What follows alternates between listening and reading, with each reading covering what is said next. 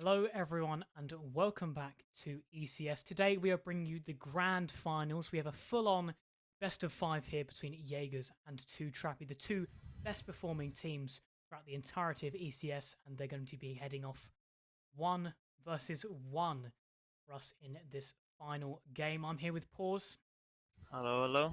I am and indeed. I'm also here with Yannick and Dan behind the scenes. They've been making ECS work for the entirety of the season so far, and I want to give a big thanks to them for being able to bring this game towards us. But yeah, Pause, what are you thinking about the game today?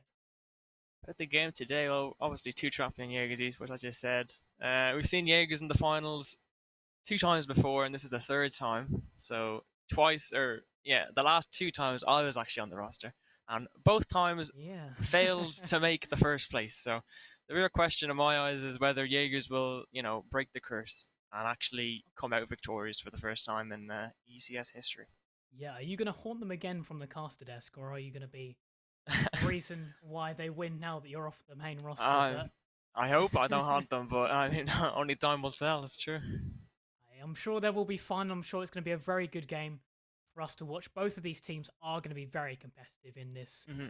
game that we are about to see. And well, let's take a look at the maps that we are expecting to see as we head through these next five games. We have Villa, Oregon, Coastline Cafe, and a decider on Chalet if we get there.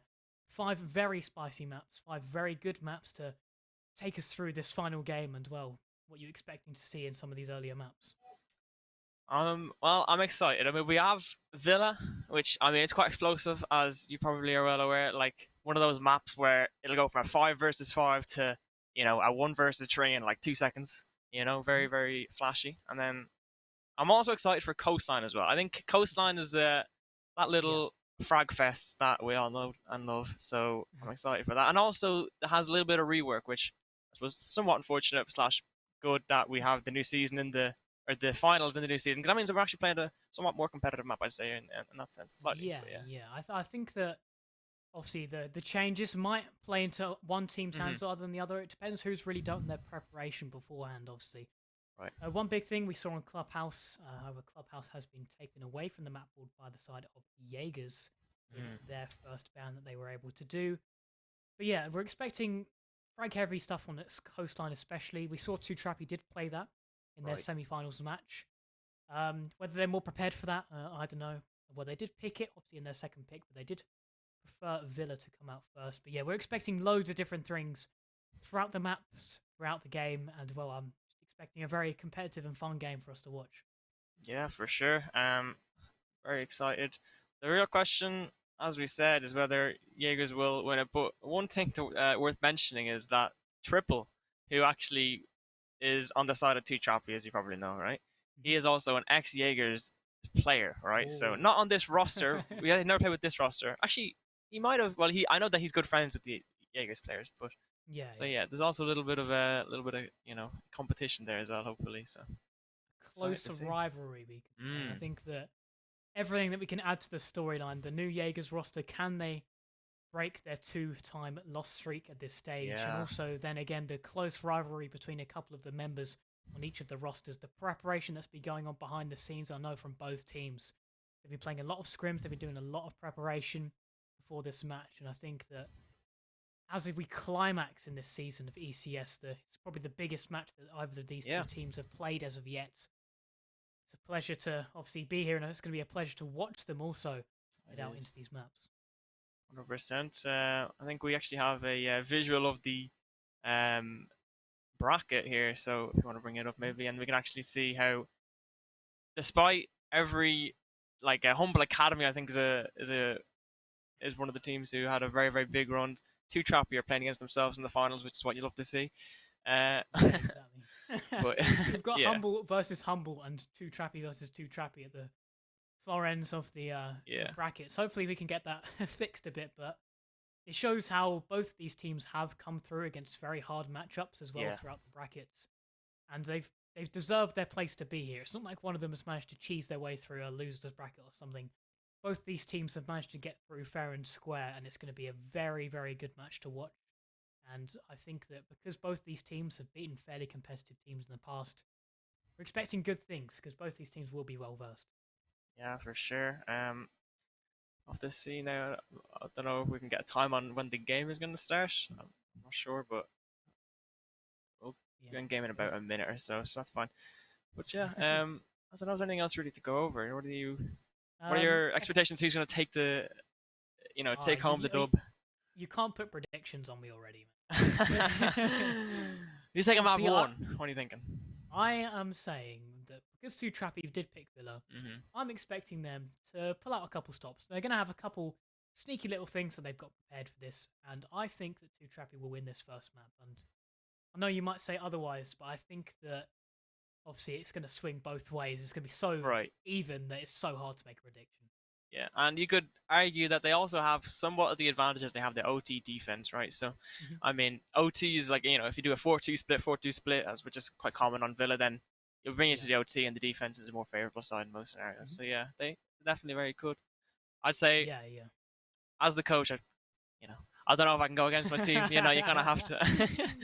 We'll The see. bias is coming through So, already. yeah. Look, I won't deny it. I definitely, definitely know the capabilities of my own roster, right? So I'm Yeah, excited to yeah. see them play, and I think they're going to take Villa. We'll see how it goes, but Oh, the fighting talk. This looks like hopefully I'll be predictions eating going either way, and yeah, the map. potentially eating my Yeah, words in a minute, but yeah, yeah. have to You're see. going to go into the map, and they're going to get 6-0'd in the first half. It's going to Yeah, be absolutely diabolical. But be hard to watch for myself.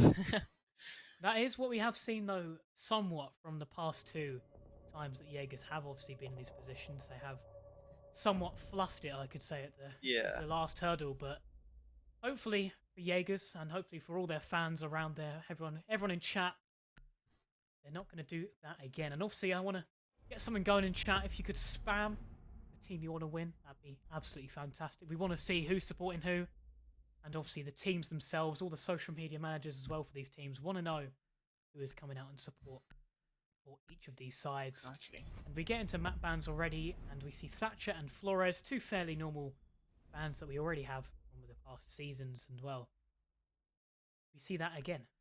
We do indeed. Flores obviously being pretty important. I mean, it gets rid of a lot of utility. It sort of shuts down one of the main like closet extensions, top main extensions. So very very important operator. And then we see Valkyrie getting banned out. Once again, Villa bunch of vertical play. No matter where you go, there's vertical. So there's C4 potential. Valkyrie really really important operator, and Mirror is just quite default. So yeah, very default bans. I think Flores doesn't really look too default because you don't really see him. Like, well, I mean, I don't know. When you look at bans, obviously you've got a better memory of the old bans, but now with him being in play, obviously, so yeah, for sure, Yeah. pretty common. Yeah, we'll see how all of these bans are really going to affect them in this first map. Obviously, they're not too special. It's not as if one team has come out of the stop with instantly banning like Tachanka and Kapkan or something, but Right. it's fairly normal bans. Nobody's gone too adventurous with, say, Smoke or Jaeger bans, but looking a little bit, I guess, more unorthodox with bringing the Monty as well on the attacking side. Obviously, Oh. Monty's stronger on some maps. This map definitely being one of the ones he's fairly strong on. But also, they're going to change to Finca already, so we're going to see some kind of rush. Maybe the Ella that the side of Jaegers have switched onto might go against that. Yeah, I suppose one thing worth mentioning is that Finka really, with her nades, she's got a good gun. She has nades. She's really, really just a handy operator. Even if you don't even use the boosts, and then if you have the boost added on, and if people are comfortable using them, they can actually be really, really strong. For sure. Typical. Well, if you get onto the defense now, we'll look at a very typical sort of. Well, actually, this more of a Latam sort of style is what I kind of know it as. Is like the shield on main stairs itself. You know what I mean? But Oh yeah, yeah. that's quite I think that signature. has come over to other regions, obviously after SI, after people Yeah. recognised how strong it was. But obviously, yeah, it did make its first appearance in LATAM, and I think that it also did have some appearances inside of APAC as well. Those more aggressive regions that like to play those more aggressive style of shields and utility-based objectives. A very interesting Kaid clause going to come out for Instinct, I reckon. Ooh, I You've was been seeing doing that. some work with that one behind the scenes, maybe. Well, I know another one, but I didn't know you can actually like glitch it into the wall. Well, it's not even glitching, but if you know what I mean, you can kind of Yeah. squeeze it in. Pretty cool. Anyways, they're gonna go for a very north side attack. You were speaking of aggression. One thing worth mentioning is we have an Ella shotgun. I mean, that's aggression if you ask me. I mean, that is it's some very, very aggressive potential here. And as we see a very default bedroom style attack coming in from the side of 2TRAPPY. And just going for a very default. The stream kind of froze for a second for me. Yeah. Yeah, well, oh, Doyle's, his signature crouch walk. He's been crouch walking a bunch. Like on Oregon, he kept crouch walking in basements and he crouch walking on freezer stairs. Here we see him crouch walking up red stairs and potentially going into 90s slash main stairs. He's going to sit red stairs and he's going to look for some potential here. Maybe catch them jumping over the banister and actually falling back. We'll see if Rollo here actually on Astra stairs is going down. He might actually walk into him potentially. We'll see. Oh, while getting picked off by Mentos. Very, very big. That's actually going to really open up the attack for the round, yeah.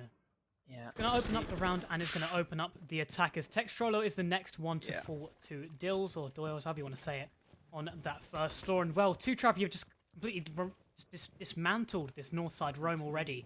And it's as if they knew what they were going to do. It's as if they knew that these defenders were going to play in this way. They were going to use these fallback routes, and they've just prepared for it. And Finka hasn't even used any of her charges as of yet. Very little utility has gone towards those north side defenders, apart from some drones that have been lost. Now that they have two men in the advantage, they can look to try and exploit that as they can look to trade on towards those defensive members. One smoke canister already does come out as Aslan throws that away within this first round already, and only 1 minute and 5 seconds remaining. And there's still time for anything to happen. Sleepy's going to chuck a frag grenade over the wall, but that does not take down the Kaid charge that has been placed on that wall. Second time lucky, he is not actually, because that Kaid is placed on the other side of the wall behind little vault door and Sparkins. He might play particularly aggressive here. He peeks the door, but does not find the kill as Milo takes him down, and it's still 2 versus 5 already. Around 40 seconds remaining in the round. A nitro cell and a smoke canister comes out, but they haven't even gone in through there yet. There's a flanking member inside of 90 right now that is Sleepy. Well, if he can find a kill, that would be fantastic. Triple rather.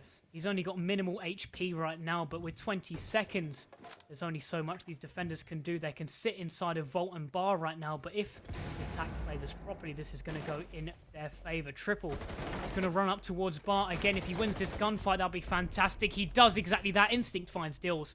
But Milo is the last one to shut everything down and win the first round for the side of 2TRAPPY. Very explosive round, as we were saying before we got into it. It's one of those games where, well, it's one of those maps where, you know, before you know it, the round is already over almost. You know what I mean? When you see that the Astro's been cleared and you have a guy sitting down bottom red, completely unaware to the defenders, and really, really, I suppose it is kind of a ratty sort of play style that we see from Dills quite a lot, is where he just crouch walks and just AFKs, holds an angle, and expects them to run into him, right? But it is effective, and it's one of those things where, like, if the defenders aren't just like shutting it down, why not do it? You know what I mean? So very big round from 2TRAPPY. I think that, obviously, some of these players on the attack were more integral than others. I think that Triple bringing out this Finka and also just being more aggressive on it and also finding that very impactful kill later on the round was definitely one of those. And also Milo as well is very much an orchestrator of how they managed to get towards the bomb site itself. And JAEGERS have decided to instantly change towards Trophy.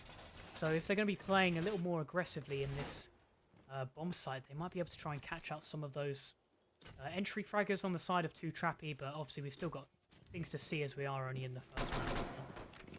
Yeah, for sure. I think actually one thing worth mentioning with the Finka is that Triple actually boosted himself, and then when after he took the gunfight with the smoke, he was literally 1 HP.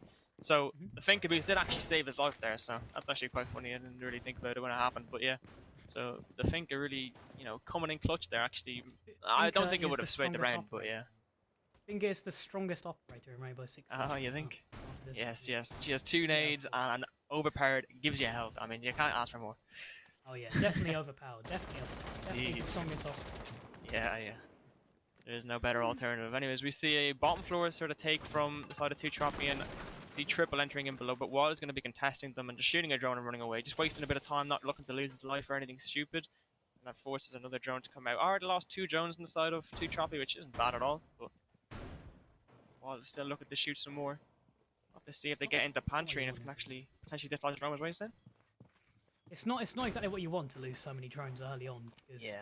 Obviously, you can see that Triple's got 2 drones heading into Memorial for him right now, so it's kind of like maybe not going to benefit them later on into the round. Exactly. there's a lot of drones being used on the side of the thing, which is not a bad thing. But one thing actually worth mentioning here is that their pantry flank's actually kind of ignored, I believe, unless they have a cam on it, which I don't think I saw. There is some potential there if the defenders opt to go for it. Oh, potential nade on the Spark, and he's 1 HP and gets away with his life. There is no Thunderbird in play in this season, so she is not actually allowed to be brought, as we see. So there is no potential for a heal up. But Rollo actually is basement, so he actually, like, there's a lot of potential with the pantry because I'll have to see. But they're actually also in living, which is one thing worth mentioning.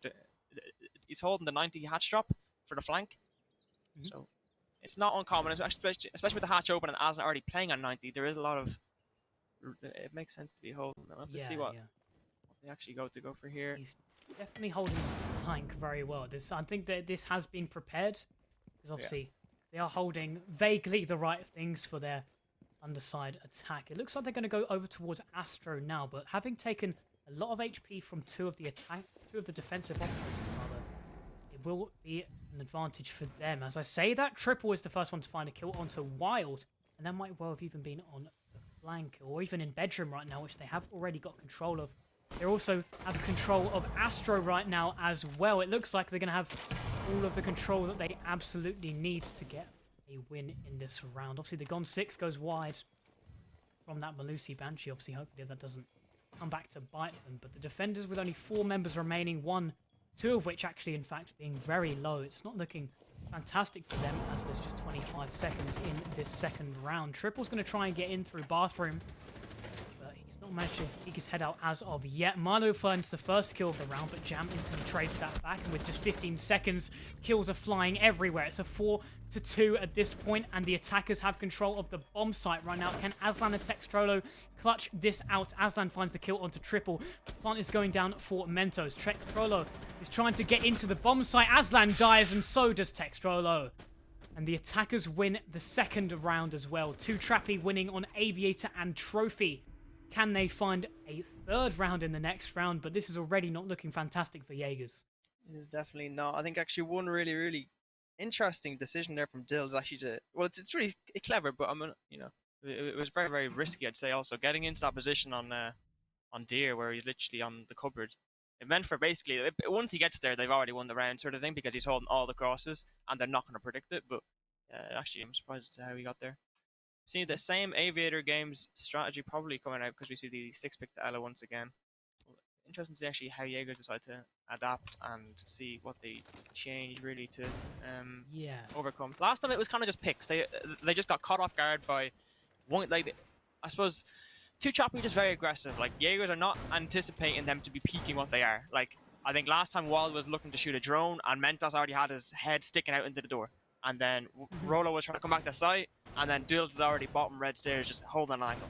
So they really, I think once they sort of begin to anticipate this sort of aggression and this really, like, you know, we're not going to drone that much. I mean, well, we saw them obviously drone a lot of basement, but at least for the first round of this, they did not drone that much. They just took it. They drone what they needed to, and then once they had an idea where they were, they, you know, the guns up, we're running at them, you know? Yeah. Sort of thing. Yeah, exactly that. And as we head into this third round, we're going to see some small changes in this defense. I think that they've obviously dedicated maybe some raw reinforcements over towards this north side of the map. And most notably is Textrolo for Dills. Is he going to kill him?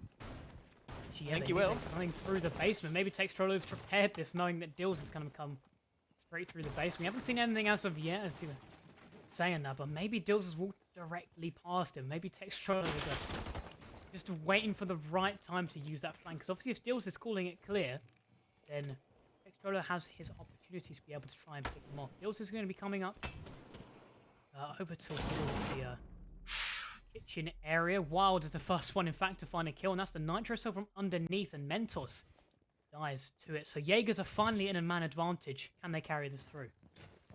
Yeah, it looks like they actually have made a lot of changes, but we do see Dills on Astro stairs somehow, so despite Rollo being below, didn't actually change that much, and luckily for Wild, he falls off. That's actually really, really big. He got a kill and a drone, and he just fell off. He's done. That is very well played from the side of Jaegers. We'll have to see if they get caught off guard by a potential downstairs player or anything of the sort. Doesn't look to be, as Dills actually has indeed came up to join the attack, as they have a man disadvantage, so they're not looking to be playing that +1 situation. They are not. Yeah, for sure. They're actually using zero cameras for flank drones. So that looks like he's going to shoot his total teammate head, but there isn't a concrete wall there, so he's all right. But yeah, they're just not contesting 90 here, which is one thing. So they're going to probably get it for free almost, but that's all right because they have the feed holes and the stuff to contest it and a shield. So yeah, if they peek rather aggressively off of that shield, they could catch someone off guard. But as soon as I say that, the Gon 6 takes the shield down. That's rather unlucky for the side of Jaegers. Obviously, they do still have the man advantage, and Textroller could really prove to be big within this round. Obviously, having Bill sneak right past him, they have absolutely no idea that he is in this position right now. And if he can find some kills, he might be the orchestrator of this round win for Jaegers. Under a minute now, and the attacking side are going to rotate over to where they need to be for this execute that they are going to bring. Dills is going to be one of them. Heads over towards the study area, and they're going to look to pinch to the site from as many angles as possible with the people that they have there. Wild, in fact, is inside of study, and he falls. Dills is the first one to find a kill for 2TRAPPY, and that might be study control for him if Textrolo does not relinquish anything that he has on top of the main stairs. Does Dills know he is here? He peeks towards the area, but he does not manage to find the kill. Triple, though, is the one that actually does find that kill from 90, and he was in the perfect position for it. Instinct does find Milo, and Dills finds yet another kill. The smoke canister comes onto Jam, who's inside of the bomb site itself. Instinct finds that kill. Dills does manage to trade it out, and it's a 2 versus 1. It's Aslan versus the world. He cancels the plant, and are the smoke canisters good enough? Dills is back on the plant, but he can see him from study, and he wins the round. That is round 3 for Jaegers, and the first round on the board in this ECS finals. yeah, I mean, do you know what? That was so close for the side of 2TRAPPY. Despite the man disadvantage, they pulled it back and actually really made a solid attack attempt out of it, you know. And unfortunately, there for the plant, actually, I mean, Aslan just smoked it well, right? He cut off all of the smokes that he couldn't see, or all of the plants that he couldn't see from the vault door. Once he crossed in, he knew exactly where the planter was probably going to be if they're planting. So very well played by him. Actually, really making the round go their way. But I suppose it was almost. I mean, it was very tight. Like, there's a world Jaegers lose that once again. We're looking at 3-0, 3-0 scoreline right now, but they won it. That's what matters. Moving on to the next, we see actually Ella again. I don't think we saw. So this is Trophy Saturday. Yeah, we didn't see the Ella on this one. Castle. We didn't see the Ella on this one last time, and if they said there was a castle, there's a castle, boys. Castle is the greatest operator in Rainbow Six Siege. I take that back and think I love Castle. My profile picture and everything, I love him. But obviously the joke is the fact that he has the UMP. It's not a fantastic gun, and also at the end of the day, all he's bringing is some barricades, but they can prove integral in some rounds where you really want to secure up a position. And that's exactly what they're going to try and do with putting someone inside of the closet. A couple of castle barricades up. They put some Jaeger ADSs over by his position. It's likely to be Sparkins who's going to be over there with a shield and his Ella shotgun. Well, we'll see if this is the turning point that they need for Trophy. Yeah, one thing worth mentioning is the bans, right? Flores, Thatcher, they are the two counters to the closet extension where you have the Ella shotgun there. They're both gone, so for that reason, this is actually quite a hard thing to do. They have the Jaeger, Wamai. There is no Aruni, which would kind of be the next one for Nathan, all right? But it's still a really solid thing. They also have the Frost. Or no, they don't actually have Frost. That doesn't matter, though. They're just going to be holding anyways the angle from thing. Anyways, we have the Rome coming out from Rollo. He's actually sitting in a basement looking to potentially get Bills again, as we know he is. It's a signature move, crouch walk. Yeah. So we'll see how he decides to crouch walk. It's not whether he will, it's how he decides to, you know? He's in 90 already. Whew, he's very pacey on the entrance for sure. Yeah. People do say that Villa basement is kind of useless, but I guess with these more aggressive teams, they do like to use it crouch walking and even then trying to counter that as well. Triple's going to be the first one in. And they have located where one of the members is around that landing side, but he does instantly fall back. Obviously, they do take that control after about a minute. Wild is the one who sat on the red stairs. The frag grenade does go a bit short for him. That does allow Triple to take this control now. Yeah, it would have gotten him. But he uses the frag grenade, but takes the control further up towards the rest of the map. But they aren't going towards Closet right now. So maybe it could be that the setup that they've used might come to fruition. Yeah, potentially. I mean, it is also the case where I think this is the kind of moment where now you need to start rotating around to bedrooms. So we'll see if they just do that. And they're going to run into, we see doors actually on bedroom windows. And that's where they're going to run into the issues, as you were saying. So exactly that. And the minute and a half remaining on the round. Jam is the first one to find the kill as Aslan does fall. Luckily for Aslan, he does do a lot of damage to Jam, and well, Wild is now in a very sneaky corner.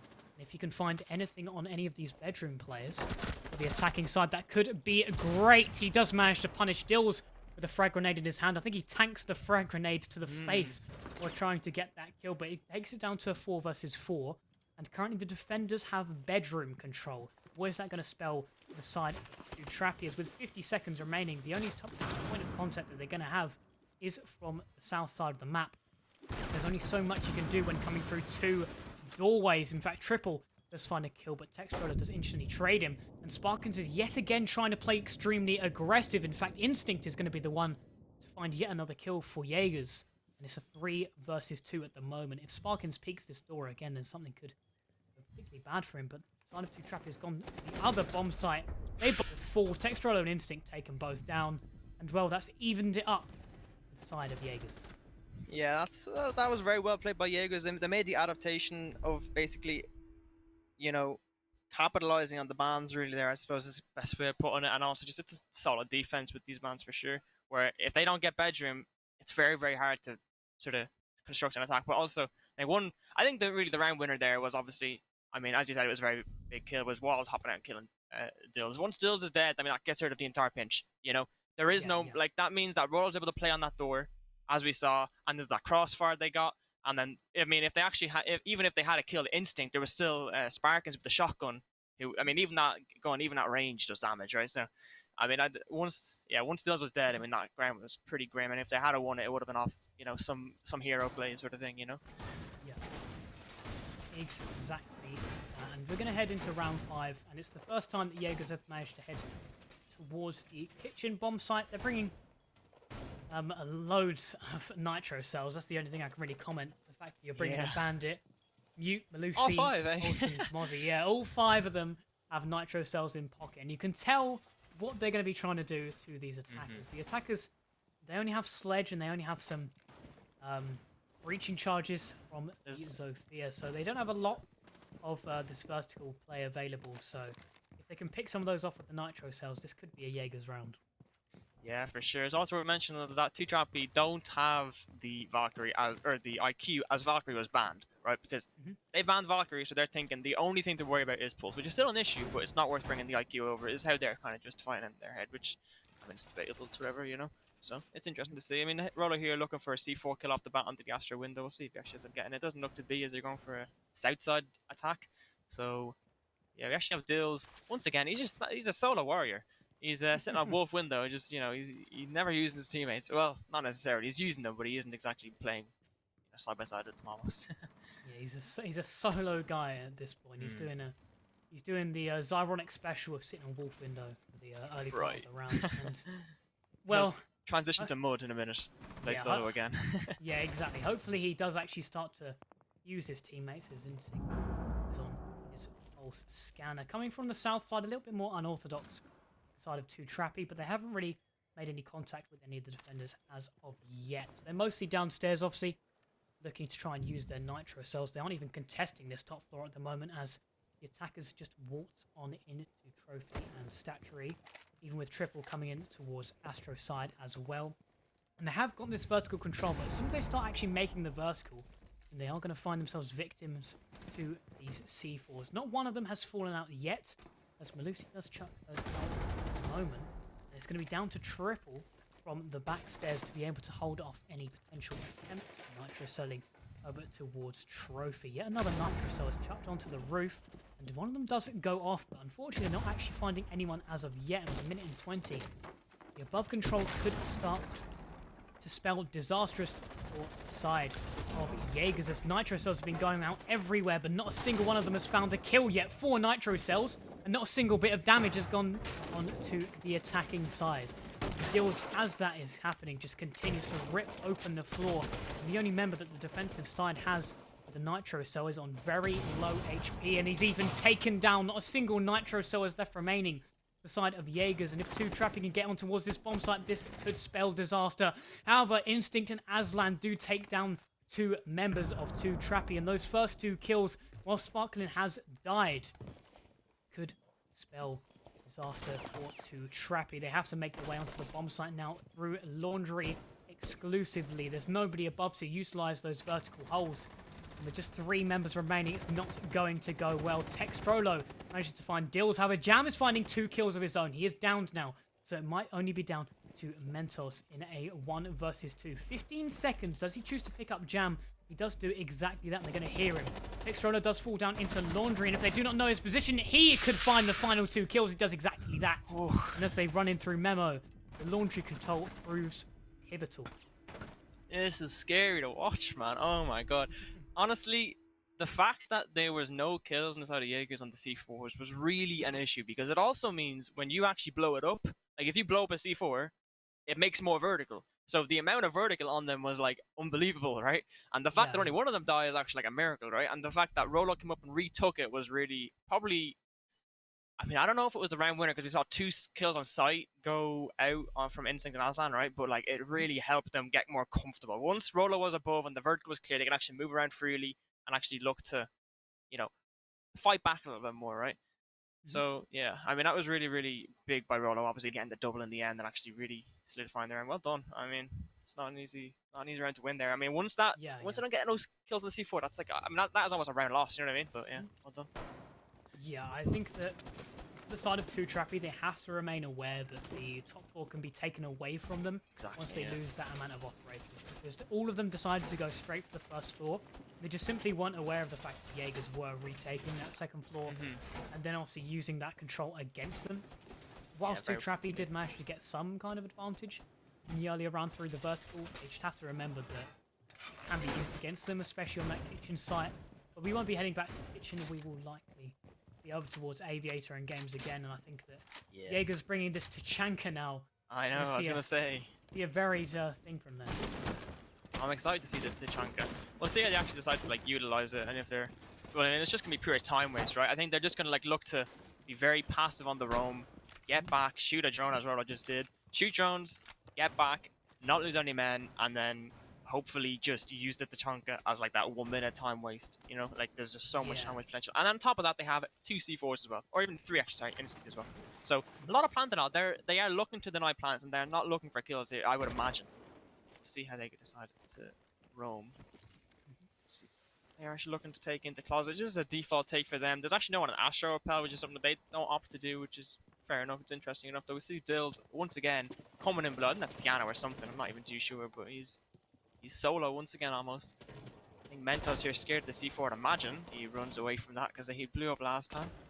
And Wild is doing the exact same setup as before. This time we have Rolo below controlling the below, or the downstairs, so that Dills cannot kill Wild as he hops over the banister. But it's saying that Dills is on red stairs, so they're not aware of this. It will expel disaster, and Dills gets a kill on Azani when they were not aware of it. And yeah, that's very, very big.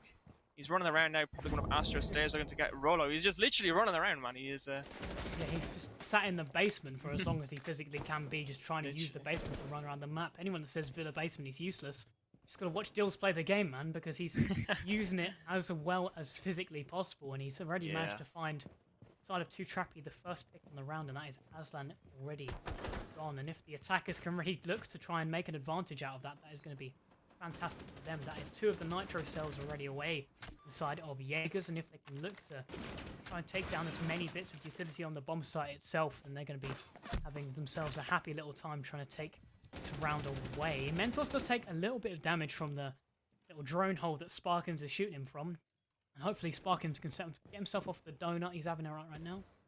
He's going 0-4, but hopefully the Tachanka turret can channel that power, and he can channel his way back onto the scoreboard for the side of Jaegers. And if he can do that, he could maybe get Jaegers that 4-2 split you were talking about before. Yeah, for sure. That's what we're looking for, indeed.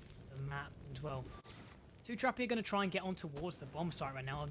Unfortunately for them, the Jaeger ADS has been burning a bunch of these frag grenades and these Ovia impacts.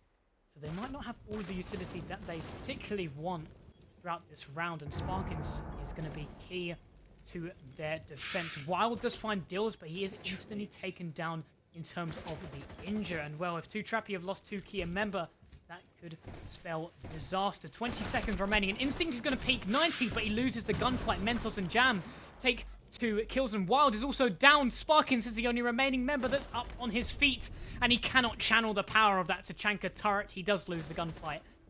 and the round is lost for Jaegers. It's a very big round. I think it almost came down to just once they lose the entry pick. I mean, Jaegers have always been on the back foot on these defenses. The fact they got 3 rounds, I'm honestly quite impressed because that kitchen round, it should have been the way of 2TRAPPY. And as we were saying, I think it was the 1 versus 2 or 3 from Aslan. Like, these have been tight rounds, and the only reason that Jaegers are winning them out is almost just from individual plays. You know what I mean? So Yeah. let's see if they fix it up a little bit on the attack, which they definitely can. So not out just yet, but Yeah. definitely they're not in the driver's seat. I'd say is a way of putting it. The fact that it's been so close as well is Yeah. spelling a good thing, because obviously whilst you expect Jaegers to be doing a 4-2 split, 3-3 is also not the end of the world for either team. And obviously, as we've seen in ECS, there are some points where you expect things to happen on certain maps, but they don't go according to plan. We saw that in the semi-finals a lot of the time, in fact, where we expected map splits to be entirely different to what they turned out to be. But yeah. Yeah, that is the case. Well, look, we're gonna go to an aviator defense from 2TRAPPY. The Tachanka is also gonna be shown. Boy, Yeah, he's a big chunky boy. He was the big, 260 round, basically shotgun. I mean, it's not, it's a big LMG, but it should be a shotgun almost. The amount of damage it dishes out. And the fact it can do soft destruction as well. As we see, yeah. But yeah, they actually have. That's one thing worth mentioning is the little map shield they have here is quite interesting. You don't see it very often. It's played, and they also actually have the Latam shield that we were also talking about on the Goyo on the main stairs. So somewhat similar defense almost from 2TRAPPY that we saw on Jaegers, where they have the Tachanka and they have the shield on main stairs. So and also the similar sort of attack where they have one guy on Wolf window. With this time we're going to see on Astro window instead, looking to just cover a bit more angles and kind of instantly cut off a few rotations. So very important here.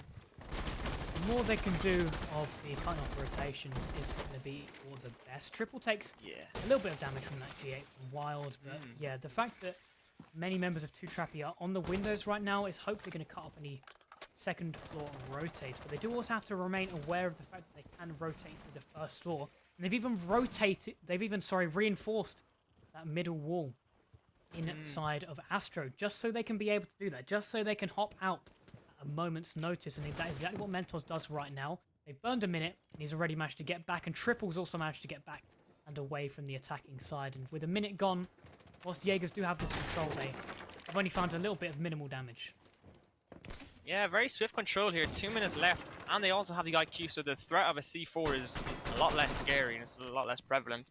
On top of the fact that they only have one well, I think 2 with the mute, but each can be inside. So only one potential C4 from below which will be Dills, and he is also the solo player, so there's a decent chance that he actually will be below with the C4, but actually no, all 5 on site right now, so Jaegers, I mean, it basically comes down to can they execute, can they not? Because it looks like it's almost going to be a 5 versus 5 when it comes to execute, because the defenders are on site and the attackers aren't really looking to, well, I say it, and then Dills comes and shuts me up, Yeah, Dills does find the first kill of the round. Minute and 15, Aslan is off of the board. Well, it seems that the 2TRAPPY are going to be playing through the study area to defend against this aviator push that's coming out from the side of Jaegers. Triple, however, does fall to Wild. His G8 has really been the one that's been lighting him up throughout the round, and he gets to convert that kill at least with a minute on the clock. Well, whatever happens for the rest of this round for Jaegers, they're going to hope that they can get this first round on the board. They have got some control, and they are trying to take down as much of the utility as possible. Instead of that, they're taking operators down. Sparkins takes down Dills by the side of 90, and he might even try to get in towards the bomb site himself. Instinct takes down Mentos as well, and there's only 2 defenders remaining, and Jam is one of them. He has got those fire pellets that the tanker does carry, but it's not going to do an awful lot. Milo trades himself for Textrolo, and Jam falls again. Jaegers take the first round. This is back and forth, man. Like, I wasn't expecting them to convert this round so easily, especially with the entry pick onto Aslan from Dills, which is actually a really nice pick. It really, really transferred the round. It was kind of more the story of 2TRAPPY kept peeking, and Jaegers just kept responding. They had their guns up. They weren't scared. I suppose when you saw them attack, they were aggressive. They were in your face, 2TRAPPY. So Jaegers were anticipating the swings. Keep the guns up. We're not gonna, miss out on any of these freebies. And saying that, I mean, Aslan did the first 6, but yeah. So it was really, really actually surprising round almost from Jaegers. It was almost misplayed by 2TRAPPY, I'd say, because they had shields and there wasn't really that much need to peek, but they didn't. Yeah. maybe there was more reasons to do it. I'm not. I mean, we obviously don't have the entire story, but yeah. Yeah, maybe. I think that obviously 2TRAPPY not looking too convincing on that round, and they're going to go straight towards trophy and statuary, Yeah. as Jaegers did in their first couple rounds. And if they can figure out the attacking play style of Jaegers, maybe they can look to try and get a bit better in kind of like execute stage, because it was okay earlier on in the round, but later on obviously it just fell apart. Yeah, they were almost in like I'd say they were in like the better position almost because they still had shields up and they still had the man advantage and solid positions. But yeah, it just I mean Jaegers did actually like they did play it well. It wasn't just misplay by the job, but yeah, Jaegers played it well and they actually converted it. We'll see a typical aviator extension that's quite common of it's just quite a common setup on this trophy statuary. Yeah. Yeah. But interestingly, I mean one thing I suppose that wouldn't have actually happened last season or like. If the finals actually had been played the last Sunday, which is now the mute jammer change, is probably the biggest one that's actually affecting the lads at the on the day. Is the mute jammers don't actually jam the entire wall and like they only jam sort of a upper hemisphere. Does that make sense? Yeah. So yeah. They have a zone of control now rather than Right. just jamming the thing that they're connected to. Yeah, exactly. And whilst they do have some of those mute jammers around, obviously if you breach high up enough, it's not really going to... I think that affects Clubhouse more than Villa. Yeah, I'd agree with you there. Those higher Just up bans. breaches So. are... Yeah, you're right. And as we're going to see a typical aviator. So, I suppose 2TRAPPY go for an aviator extension, and Jaegers look to take it down. They're actually pretty quick coming in here. Actually, well, not too quick to be fair. There's 2 minutes 15 seconds here, and they're finally getting their foot into aviator or into study. And there's actually no one playing in aviator, so this is a pure time waste because they have a lot of mute jammers and Mozzie drones. So Jaegers don't even know it's clear yet, despite them actually unknowingly having control of it. Are not aware it's clear because of all the mute jammers and Mozzie vests. Yeah, and they're looking to flank here. Dills, he's the solo man. And yeah, he's looking for another flank. The real question is whether Jaegers will allow it to happen. Rollo does actually seem to be aware of it. He's coming down the stairs a little bit. I'm not sure if I think they are aware of it because there's 2 of them. So they are, yeah, they're getting the pings.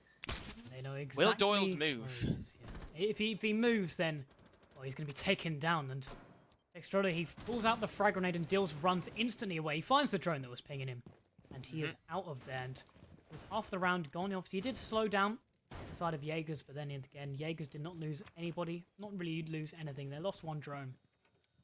It mean that they were able to chase away that flanking member, and now they can focus themselves back onto the bomb site itself.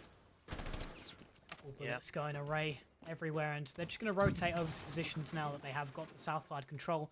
They're set up their flank cams, and they're going to look to drone towards site and look to try and get an entry, try and get the control that they need. And Triple, with the side of 2TRAPPY, is going to be the main tester of what is happening over towards the bedroom side. Looks like Instinct is going to be the person that is going to try and contest him over here. And yeah, if he can run out of here and find the ace, then, well, Jaeger's attacking chances could go particularly badly for this round. Yeah, for sure.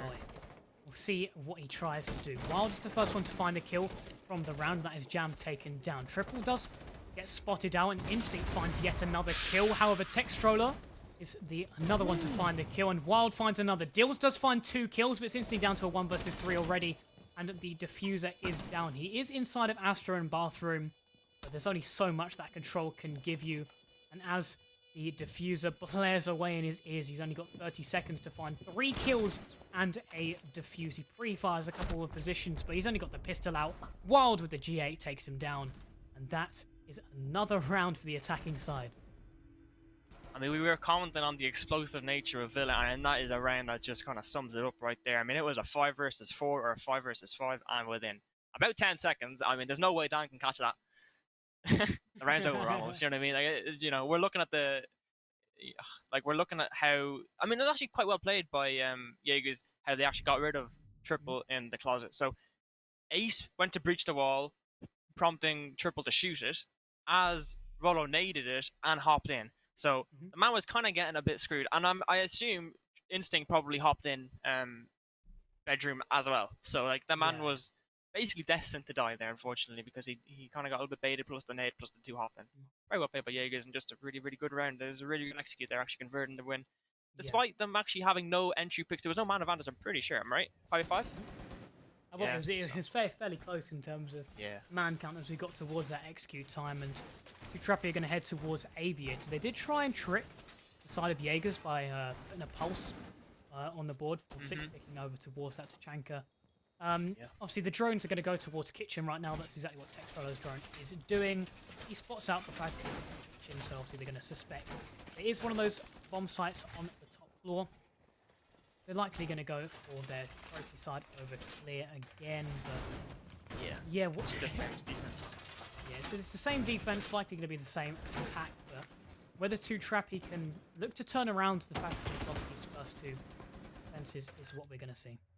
It definitely can. I mean, I feel like that was like the last round was actually it was Jaegers played it well and won it, but the first round it really was like 2TRAPPY were in the driver's seat for at least at one point, and they did kind of throw it away a little bit, or else Jaegers took it away.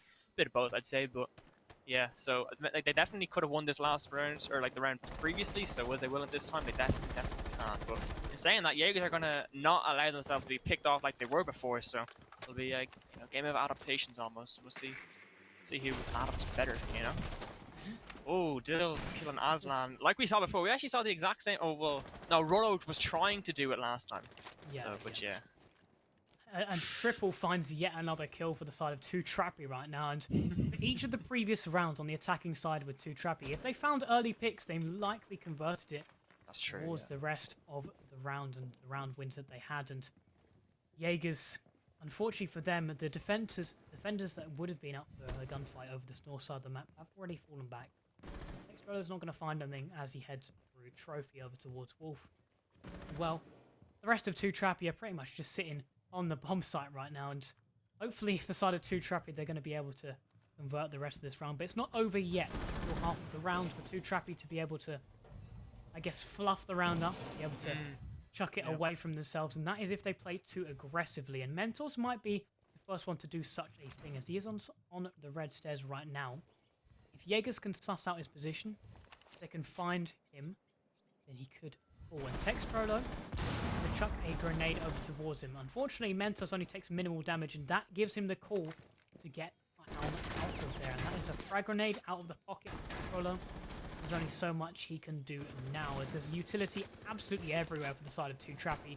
With a minute left, I don't see a single way they're going to lose this round right now, unless Wild or another member of the Jaegers can go huge and find kills onto people like Dills, who are going to be the main point of contention. They don't have enough burns simply to be able to get through all of the things that they have right now, and utility is going to start coming out on the defensive side. 45 seconds, and Dills is still the main point of contention. Jaegers have made absolutely no ground, and Jam is going to find a kill onto Textrolo. Instinct does find a kill onto Dills and have managed to get inside of the aviator room, but Milo finds a kill, Jam finds the other, and 2TRAPPY find another round. They managed to get the momentum swinging back in their direction. That was very well played by 2TRAPPY. I mean, they really adapted, as we were saying, because I mean, we saw Aslan was on the round or was on the Astro Repel previously. Dills instantly gets him off it, and we saw that Sparkins was on the Wolf window. Triple instantly swings and was probably a double swing. I'd imagine they had a bit of coordination behind it, so it was just well played, and they actually countered them a little bit there. So yeah, well played. Yeah, I think 2TRAPPY, obviously, as I was saying earlier on the round, it is that if they get these opening picks, then they can obviously convert this into the round wins. We saw it on their attacking side, and we saw it again that previous round. Is that going to change how they play this map? It looks like they're going to living room and library right now, so that might well be the case. Living room, library, not the most common common defense, but it is actually somewhat strong, and I suppose it kind of comes down to, do Jaegers know how to attack it? If they know how to attack it, it probably will be not too scary for them, but it's one of those sites you don't come against too often, so it's fun. Yeah. In the good old days of Siege, one of my teams used to play living room library with 100% win rate on that. Obviously, impressive. we were playing in the deep depth of Q4, so it wasn't anything special. But Not the pinnacle of competition, but it's impressive nonetheless. Hopefully in ECS we don't see that happening, and hopefully we see that this site doesn't have a 100% win rate, or at least Jaegers are competitive in their way of attacking it. Looks to be a fairly usual setup, I guess, from what you normally see from a living room defense. Obviously, you don't see it too often, and it's very similar, I guess, in how each team decides to set it up. You go above, you make some vertical, you look to contest above for as long as possible, while also keeping some members on the bomb site, and just hoping for the best, really. Playing a little bit aggressively because you have to, because the nature of the bomb site, The Jaegers are going to come from the north side, and it looks to be that they're going to attack a fairly similar way as to how they would for an aviator defense. Yeah, they're looking to just take it pretty slow and just get in above a little bit and actually, I mean, what I anticipate is probably just going to be get this side of the map and then walk down Astro and look to walk into site. But we'll see how they actually opt to do it. I'm not too sure how they will decide to do it. Mentos here just looking for a few shots, runs away. Doesn't want to lose his life unnecessarily. He's doing a good job at that. He manages to get himself back towards the bomb site, doesn't he? And he's a minute gone, and they have obviously got some control of the map. But now they have to reach the hard part where there are 3 members of 2TRAPPY sat inside of Aviator Games, inside of Bar, inside of Vault, inside of all these positions on the 2nd floor. And, well, what can the side of Jaegers do as they head over towards this area? They're going to rotate around to maybe put a little bit of pressure over towards Study. At least Techrolo is going to be the one member that tries to do that. Trying to dislodge the player inside of Study. But even then, this isn't actually the bomb site itself, and with half of the round gone, they have not taken one step back as of yet. It's as if Mentos might have to try and stand his ground inside of this area. In fact, Triple is the first one to find a kill, and that Sparkin's going down. Have a wild on the flank inside of 90. He's taken down the member inside of Bar. Does he know that there are people still inside of this 2nd floor? He might. There is someone sat inside the corner of Vault, and if he goes in too quickly, he could find himself punished. Jules does find a couple of shots over towards a couple of people. Wild falls to his gun, but Aslan trades him, and it's down to a 3 versus 3. A minute left, and they have eventually fallen back to the bomb site itself, and Milo goes down as well to the side of Aslan. The vertical is going to prove huge, and Mentos, with just half of his HP remaining alongside the members of Techrolo and Instinct, is going to be a round that could swing either way. It's all based on the gunfights from this position out, because 30 seconds remaining, and 2TRAPPY are going to play a little bit more aggressively, as aggressively as they physically can. There's only so much you can do on this living room bomb site, and Techrolo look to hold that off from above. He knows about where Jam is, and he's going to be holding off as many members as possible. And there are pings coming out on the Jaegers members. If Mentos can find some kills now, that will be absolutely huge. He is on the flank right now, but he whiffs a bunch of bullets. He does find the kill in the end, but Jam has fallen in the meantime. And Techrolo and Instinct are the 2 remaining members. If Instinct looks away now, it could prove to be horrible. He does not. Instinct finds that final kill. The pings are coming out here, there, and everywhere, and Jaegers win on this fairly unusual bomb site.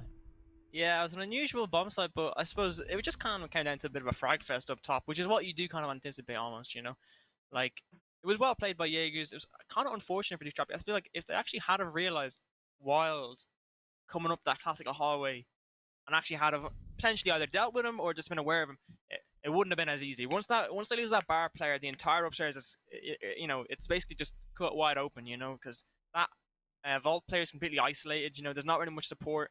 And he's struggling, so it's just well played by Jaegers, I suppose, just really to kind of dissect the whole top 4 defense there from 2TRAPPY. Yeah. Anyways, we will move on to a kitchen dining defense, and they're going to 6-pick from a Clash to a Pulse. It's 2 very unorthodox operators. Pulse isn't unorthodox for this side. Obviously, he's very, very common and kind of pivotal, but yeah. Clash, indeed, a bit of a curveball. You don't see Clash all that often, and especially not on Villa in its entirety right now. Clash has kind of fallen out of favour. I do remember a period of it being somewhat popular, but other operators have really taken Clash away from being as pivotal, as useful as she once was. She has fallen out of favour with a lot of teams. So saying that, though, they are bringing the Alibi.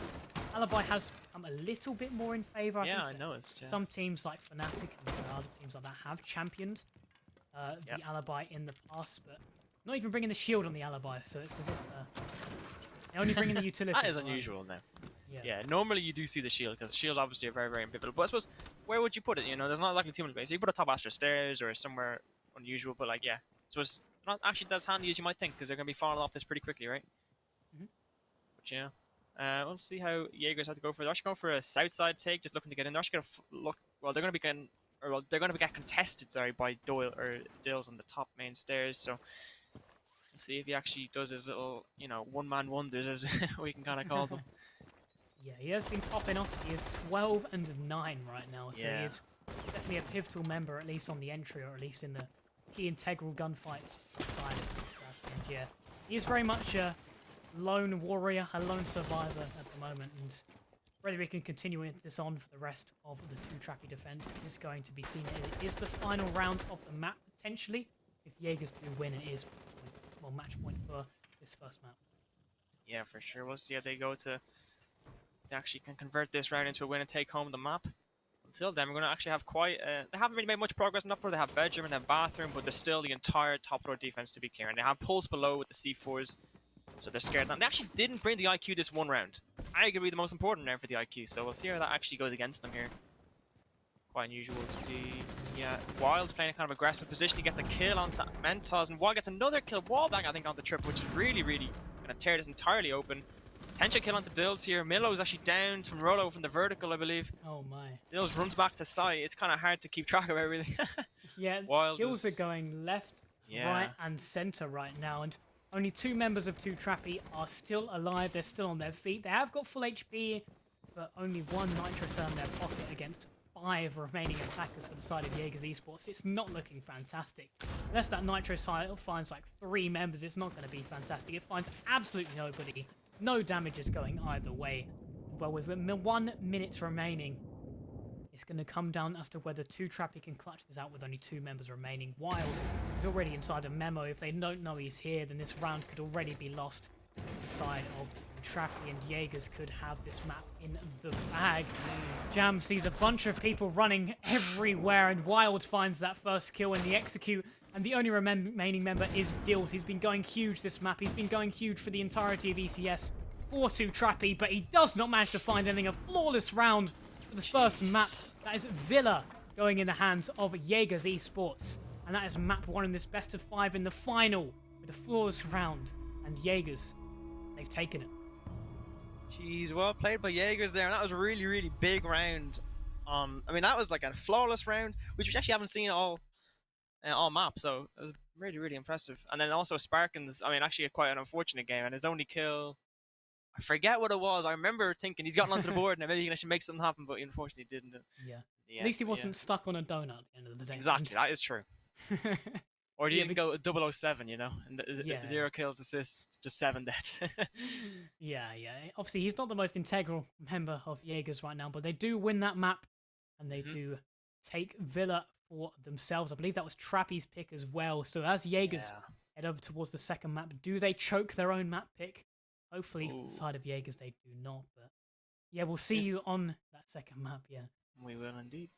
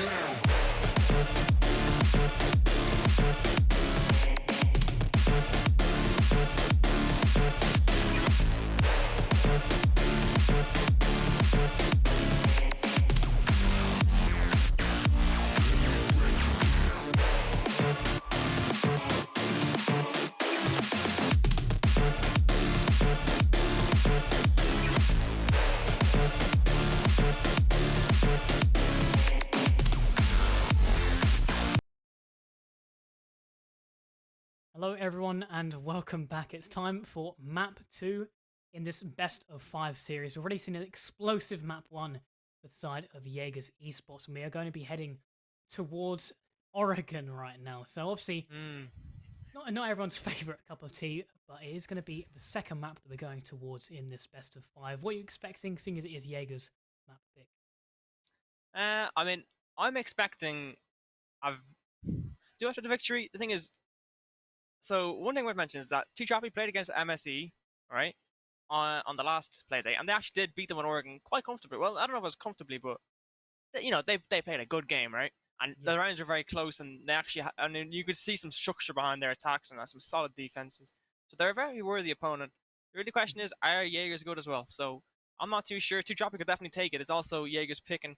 We often do see that effect where they win each other's picks. You know what I mean? And so we'll have to see, I suppose. I mean, if I was to bet, I have to go Jaegers again. However, 2TRAPPY are not out of it, no doubt.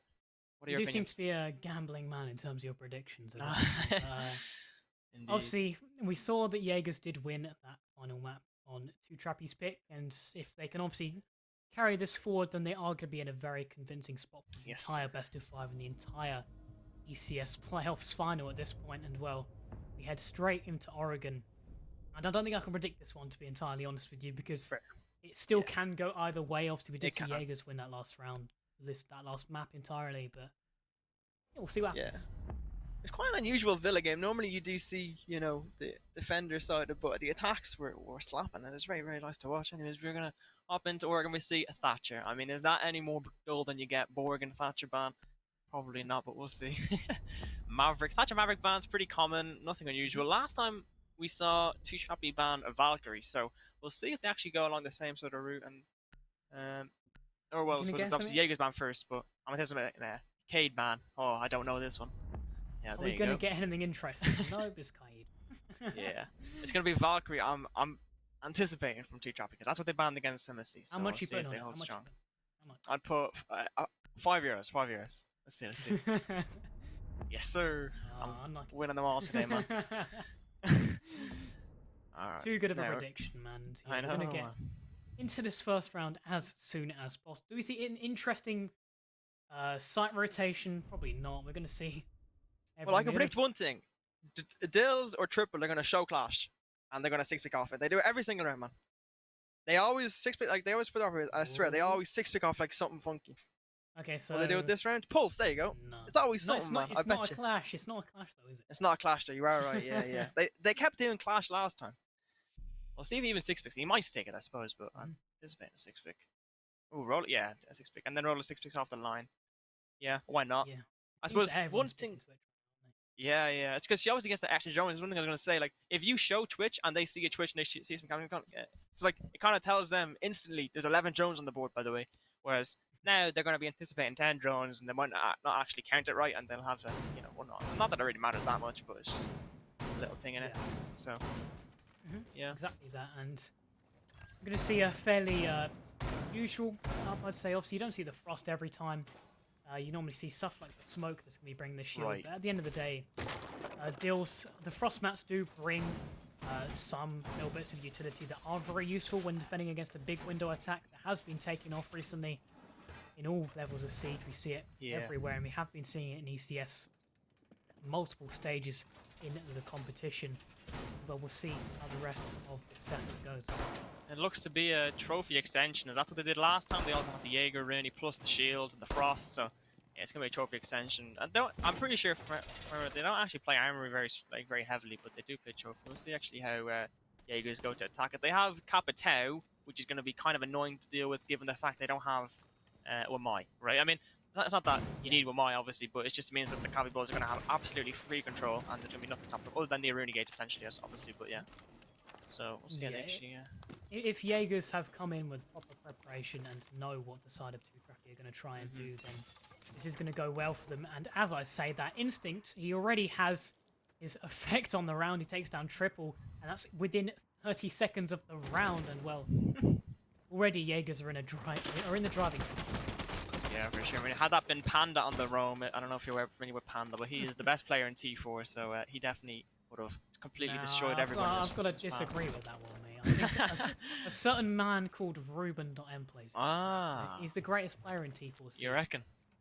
Yeah, well, we have to talking about this as we have a game at hand, and Jam is going to be very much the key integral part for 2TRAPPY now that Sleepy Triple has fallen on the roam. Textrolo and Instinct are going to be the two members that are over towards this position. We're going to be the main ones that are going to look to try and take him down. Instinct takes down a Melusi Banshee that did open towards that armory area, but they have been stunted at the moment trying to take down Jam, who's inside of Cubby. If they have to swing on him, then it could prove a disaster for them. Jam has got a minimal HP disadvantage at best, and well, could prove pivotal. Milo, in fact, is taking down other attacking operators as Wild's the first one to fall for the attacking side of JAEGERS Esports, and takes it down to a 4 versus 4. Jam has been pushed back a little bit, but not far enough back that shotgun will not be useful, and he's got his sights directed at that cubby door. And if Aslan goes straight through there, he's going to find himself losing his life. They have still got that area soft, and with a minute remaining, they could look to punish that, but it all comes down to what happens in this area of the game's room. And if Jam finds kills, then it's just gonna go from bad to worse for the side of Jaegers. Yeah. He finds the first one, and does the second member look to swing and try and find the kill on him? Jam's the one that plays aggressive. He finds the kill onto Sparkins. Does he find a third?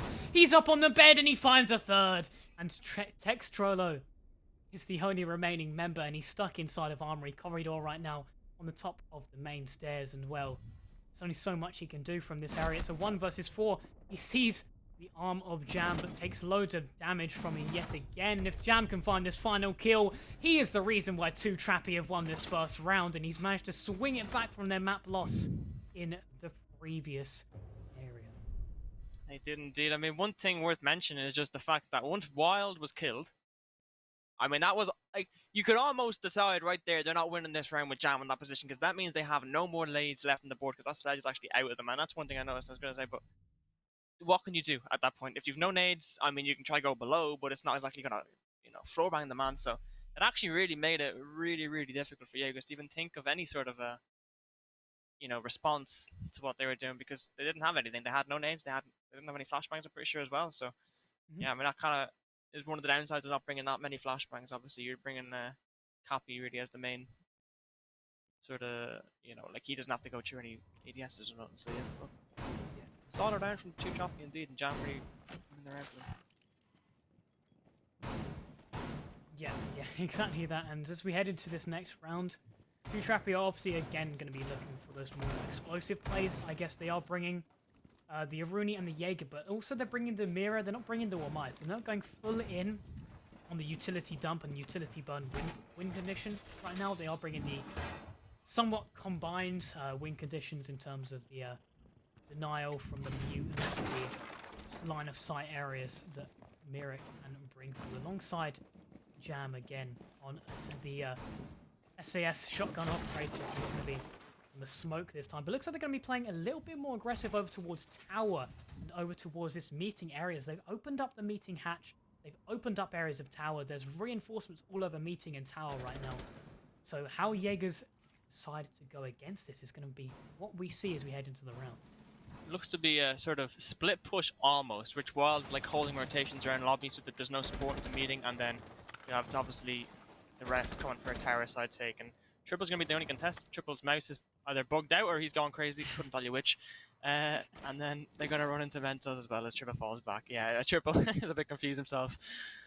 I don't know what they call him. 360s in the hallway right now. Yeah, I think that his cheats bugged out a little bit, something like that. Oh yeah, you've got to check his moss afterwards. Just do stuff. Exactly. He's activated Spinbot during ECS playoffs finals match. Oh, misclick, whoops. Anyways, we're going to see them actually pushing into meeting. They're going to potentially run into Mentos here. Might actually be a quite issue, but Wild actually has nades, so if they do find out about him, we could see one of the infamous nade kills once again, but we'll see how they actually decide to take it. They actually go into kitchen, I think is where Ayana's going, so there's a lot of potential there, and if they look to breach this wall, they could really dislodge Mentos in a second, and Mentos is dead from, yes, kitchen, as we said. So that's well played by Wild. He just opened it at a little angle, major. See how Triple actually decides to hold on to this. The real question is how long is he going to hold on to it, because with this hatch open and blue looming, like the threat of blue is like looming, then there's not much,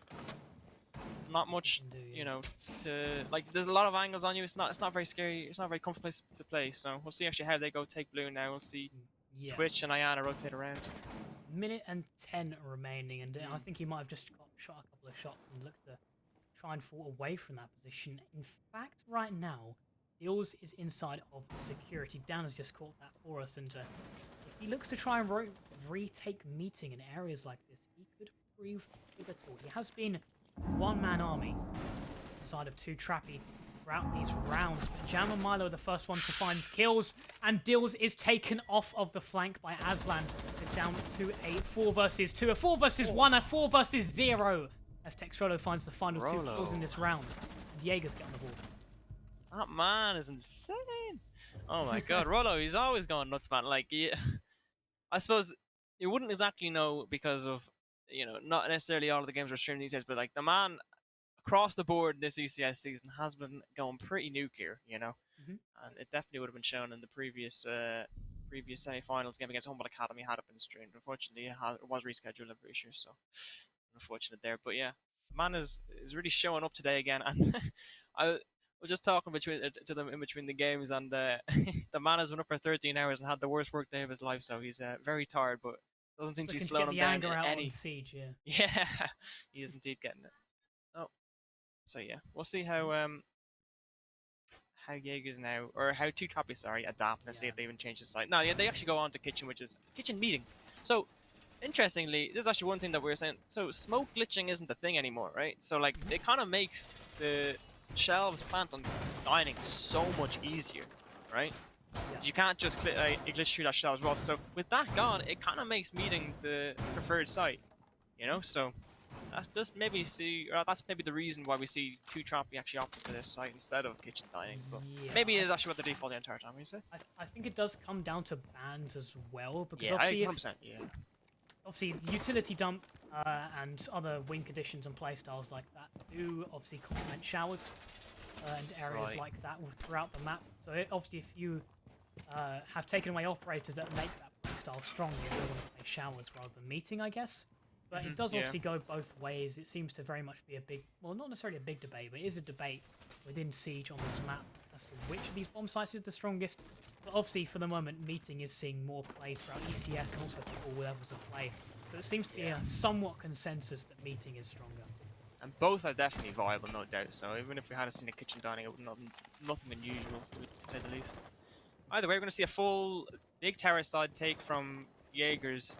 Seems to be just completely ignoring the other side of the map. Maybe actually have a. I'm not too sure if they have one guy around lobby, but yeah, they're definitely not entirely. They're just going to ignore it and just try to do their own thing in this side of the map and look to execute. See how 2TRAPPY actually decide to respond to that. They have one player, yeah, Dills, the infamous man. Oh, Wild kills one through the kid's window. It's actually very, very big. That unfortunate for Mentos. Probably just trying to get a cheeky flick or open up an angle, and they actually breach into attic. So that means Dill's been forced back and kind of slowly tearing apart the defense from 2TRAPPY. There's only so much he can do in this position if the members around him have been taken down. And, well, if Jaegers can stop the defensive member from getting through that attic hack, then they could look for some kind of exit through towards meeting if they can get that breach open. I think there's only a mute jammer on it right now, but they only have thermite that can be able to breach through it alongside the hard breach charge. So I'm talking Triple is the first one to find a kill for 2TRAPPY, and that is onto Wild. Jam's also taken a little bit of damage. With a minute 15, there's a decent amount of control for Jaegers and a very nice angle, from Textrolo. And also Sparkins as well. They're just using this above control, and they're going to be able to breach through into meeting right now, and this could really blow the defense apart if Dills and other flanking members are not playing aggressively enough to be able to take this control back. Triple might even prove difficult on this little shield that he has got inside of the kitchen corridor. This next phase of the round is where the Instinct can get on towards the bomb site itself and look for a plant, because there are just members of 2TRAPPY everywhere looking to peek on towards the breach, and Milo is going to be playing very aggressively, but he does get taken down. Triple also does fall. Jam manages to find a refrag, and Dills is the only one remaining now on the flank. This Instinct and Aslan versus the one-man army of Dills. He's going to be looking to come through kitchen corridor right now. The plant is actually coming down right next to the door. It's a whiff fest right now, but Instinct does manage to find that kill in the end. And that does go towards the attacking side as he's just shooting him in the corner. Yeah, that was very unfortunate for Dills. I mean, he ran out of ammo also. I mean, I don't think it really had an effect, but obviously Jaeger only now has 26 bullets. But yeah, maybe had he had more, he could have actually potentially done something. But yeah, it was, I mean, just, yeah, I don't know. They actually, well, one that they did very well is they actually smoked off the rotation. So Dills actually was forced to down the hall, which they actually had a drone on it as well, and heard the vault prompt. So basically, they were fully aware and they were actually in control of the situation. It might not have seemed it by all of the whiffs, but I do feel like they were in control there, and there wasn't really any doubt of them losing it. But in saying that, Dills, I mean, we know how he shoots. Man, definitely could have won that had he been given the opportunity. But yeah, well played by Jaegers, which still does it out. I suppose one thing I mentioned is the Echo is actually playing very, very aggressively, which I mean, I think is a bit unusual given the fact that he is your main planting on and actually quite safe when he planted on. So he does not need to get in their faces a lot, but he decided to do so, and unfortunately died, which, you know, you could say, well, had he won the gunfight, it would have been a different story, and that probably is the case indeed. But well played from Jaegers, shutting down the entire defense and actually clearing that properly. Let's see what happens in this next round. Now, they've done themselves a somewhat full split throughout all of the rounds. But 2TRAPPY, it seems they're not as strong on their defensive side as they are in the attack. We saw that in Villa, where they just simply lost a lot of the momentum they had on the attack in their defensive rounds. We're seeing that already with a 1-2 scoreline, but it's not the end of the world right now. We'll see if they can adapt for the second split of rounds, and it's going to be better for them if it's entirely possible. But it looks to be somewhat similar. Also, they're bringing the Jaeger Arena, they're bringing the Alibi now as well. So it looks like they have changed up a little bit. But we'll see as we head into this next round, whether that changes anything at all. One of the points of contention throughout the semi-finals as well on Oregon was the gen window in its entirety, and people like Jam were picking it rather aggressively, so maybe we might see that in this round. Yeah, for sure. And one thing with I suppose noting is how they actually decided to now deal with Jam. They saw it really be an issue last time. Actually, Triple gets the kill onto Instinct. I thought that's actually how we killed them the first time, because I know that's quite a common run out onto the armory window. Yeah. But it actually was Garage last time, and now it's this run out. So we see Instinct obviously being killed is actually quite pivotal, and it might actually completely tear up the entire sort of attack, because that's your copy player gone. And I'm sure when you bring out copy, it normally means you have something in mind, right? It's not just Yeah. I'll bring out copy and see what happens. You always have a plan for copy. But yeah, we'll see. They still actually have 3 nades on the side of Jaegers, and I really, really want to see them try to dislodge Jam. That should be their point of focus right now for sure. Is getting trophy control and dislodging Jam, because he will not hand over the breach to you without a fight. So Yeah, and the Aruni gate that is sat right in their face also comes up yet again, and they might even be running out of as many burns as they have taking right now. So a frag grenade does go off in the Iana, but they only have 2 frag grenades and 2 smokes right now. The fact that Instinct was taken off the board is just not what they need, and Jam could go absolutely huge again. The reason why they won that first round was because of Jam on this angle. If Jaegers peek him the same way yet again, it could go badly for them, but instead of that, Textrolo takes him down, and he does obviously get traded afterwards, and it is now down to a 4 versus 3. So Jam's not going to be the round winner for 2TRAPPY, but it could be Triple if he decides to play aggressive yet again. He did find that run out immediately into the round, and he does manage to fall back to the bomb site itself. And Boss does take a lot of damage. He is back on the bomb site. Mentos takes a lot of damage as well, but Milo manages to clean something up, at least in the final part of those gunfights. Aslan does take down Dills, but he's traded by Triple. And as the final member comes in, Sparkins is on very low HP. Mentos is down, and Triple is also on low HP. But Milo is on the full HP right now. And Triple and Milo, the 2 remaining standing members, do clean the round up. Shot. And Sparkins does go down. Yeah, that was pretty unfortunate there for Jaegers. I mean, one thing that really was actually quite well played, but I think just the fact that copy died so early really just kind of messed with everything. But once Texturlo actually did get that trade onto Dills, and that is very well played. It's just unfortunately, they just didn't have the manpower, or I suppose anything really to make any play potential. I suppose with the operators they kind of had at hand. So unfortunate for Jaegers. Maybe they could have played it better by sending some of White Stairs, or tried something a little bit more funky, because peeking the doors and everything is not exactly gonna net you much. But yeah. 2-2 scoreline, so definitely not bad for either side, and this could be either a 4-2 split or a 3-3 split or a 4-2 split in any way, if you know what I mean. So, because it's very, very tight indeed. Now, forced onto the bottom floor again, which we actually did see Jaegers Esports come out victorious last time, and quite convincingly so, I believe, if I'm not mistaken. So, yeah. Oh yeah, Jaegers did obviously win the last round on this bomb side, but obviously the side of 2TRAPPY can make some changes, then they are going to round. It looks like they're going to be going for a more tower-oriented style of hold. And they're going to be reinforcing some areas over towards Big Tower, and also inside of Attic itself. So it looks like they're going to be playing more aggressively on the roam, and that's exactly how they managed to find the first pick in that previous round that we just saw. And yeah, they're going to open up meeting again. So it looks like they're going to be obviously trying to play aggressively on this roam, but it's how they play it really is how it's going to out in terms of the victory or not. We're going to get into the round right now, and we'll see where Jaegers are looking to come towards. Yeah, they're all going towards the area of Big Tower, so it's very much going to be a Big Tower oriented push with Wild actually going for a backstab over towards the lobby side. Yeah, I suppose the exact same thing we saw last time. It's actually also very similar to their meeting side attack, where they just go for big tower, big tower, big tower. So, yeah, I mean, it worked some last time. Why change it up? You know, it's kind of on 2TRAPPY to adapt their strategy and actually come up with a solid defense in response to it. But we'll see. Oh, Rolo getting mental. I don't know how he was doing that. Was that Attic or something? I'm not even too sure. I think it might have been actually through the vertical play. Yeah. Wow. That's okay. unfortunate. And yeah, quick question mark in chat trying to get into mental. Oh, can you blame the poor man? Yeah. But And yeah. minute down, one member off the board already for the side of Jaegers. They've got some control as well up towards Big Tower, and it's just gone quite well for them in this round already, and they're just going to have to hold off the aggressive plays that might come off to the side of 2TRAPPY if they don't do anything before and execute. Yeah, there's a Instinct is shotgun gonna here do on the that one, terrace yeah. stairs. Actually, quite scary. Jam. Has there ever been a man that you're scared of a shotgun? It is Jam on these stairs. So they have to make sure they flash him out or something proper, because I do not want to see them running in and just ignoring this guy like they did last time. But maybe they will. Yeah.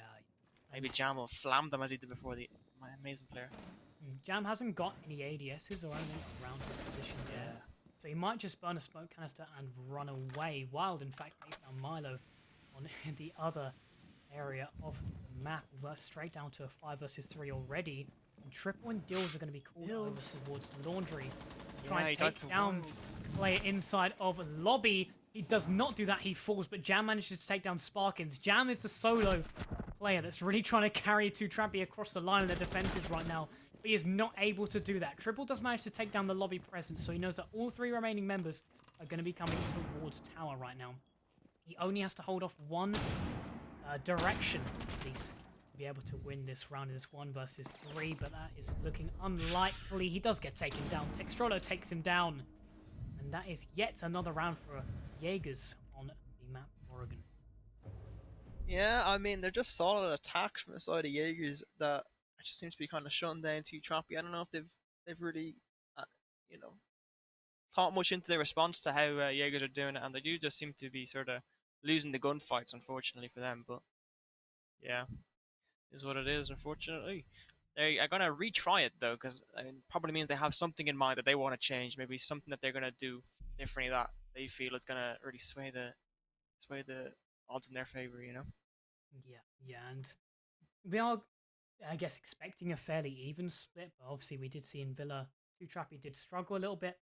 But if they can get it back to a 3-3 before they head over towards their attacking side, then we could see them looking for any kind of advantage.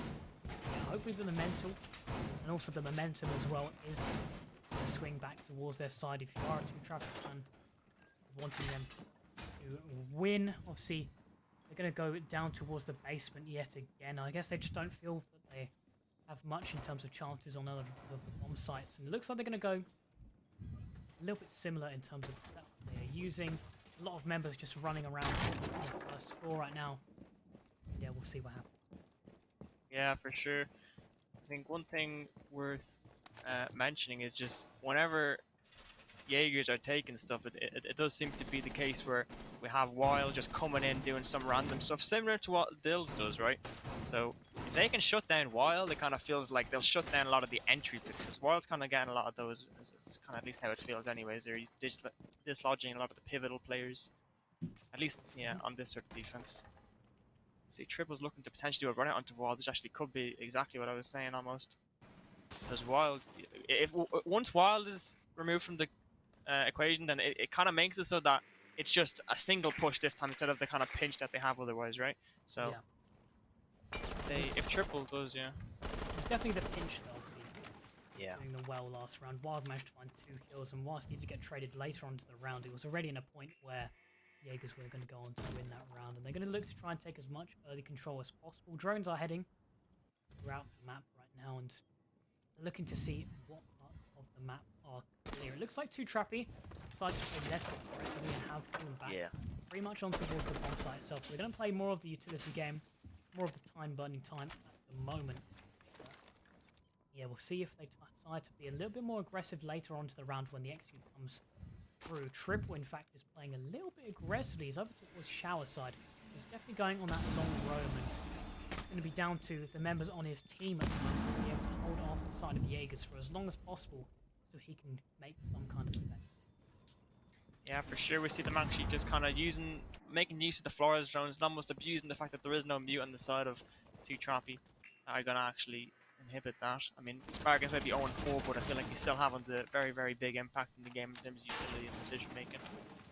See, they both rotate around. Well, actually, 3 of them rotate around here, just trying to get rid of pillars or elbows. Sorry, because they already actually have pillars control. But this guy's swinging into E-box. We'll see if he actually gets any potential kill. It is Dills. Every man to do it. It's been him, and he gets just a few shots off the wall. Nothing really maps. Yeah, and with 2 minutes already gone, not looking fantastic for Jaegers, but as soon as I say that, Milo is the first victim, and Instinct finds yet another kill. He's been going huge this map. Aslan finds another. It's straight down to a 3 versus 5. If Jam can't get out of here, he's going to fall again, and Sparkins takes him down. It's down to a 2 versus 5. 45 seconds remaining. Dills takes a bunch of damage. He's on such low HP. He falls to Textrolo, and Mentos, whilst he does find the down onto Textrolo right now, it could go flawless right now as Instinct is planting the diffuser. Can he find a 1 versus 5? It's so unlikely, but does manage to find the planting player, but Aslan swings out and takes him down. Yeah, I mean, that was actually quite surprising that he was able to find the planting player. It was almost a bit of a blunder from the side of Jaegers, but it didn't affect anything as it was indeed a 5 versus 1. So, well, 4v1 because Roller was down, but I don't think that really changes it at all. Anyways, but yeah. Unfortunate there for 2TRAPPY, I suppose. The real reason they won that almost was purely because of just the... Well, it wasn't purely, but I think a really big thing is they actually really used the Flores drones well. They got rid of the utility, and then they then forced the player out and got rid of his ADSs in the process, which then allowed them to then nade it, if you know what I mean. So once those ADSs are gone and there's a smoke player on that elbow, it doesn't really... They can't do anything, you know what I mean? It's the case where they can just get flashed or nade and they're gone, as we saw. So, yeah. Well played from Jaegers.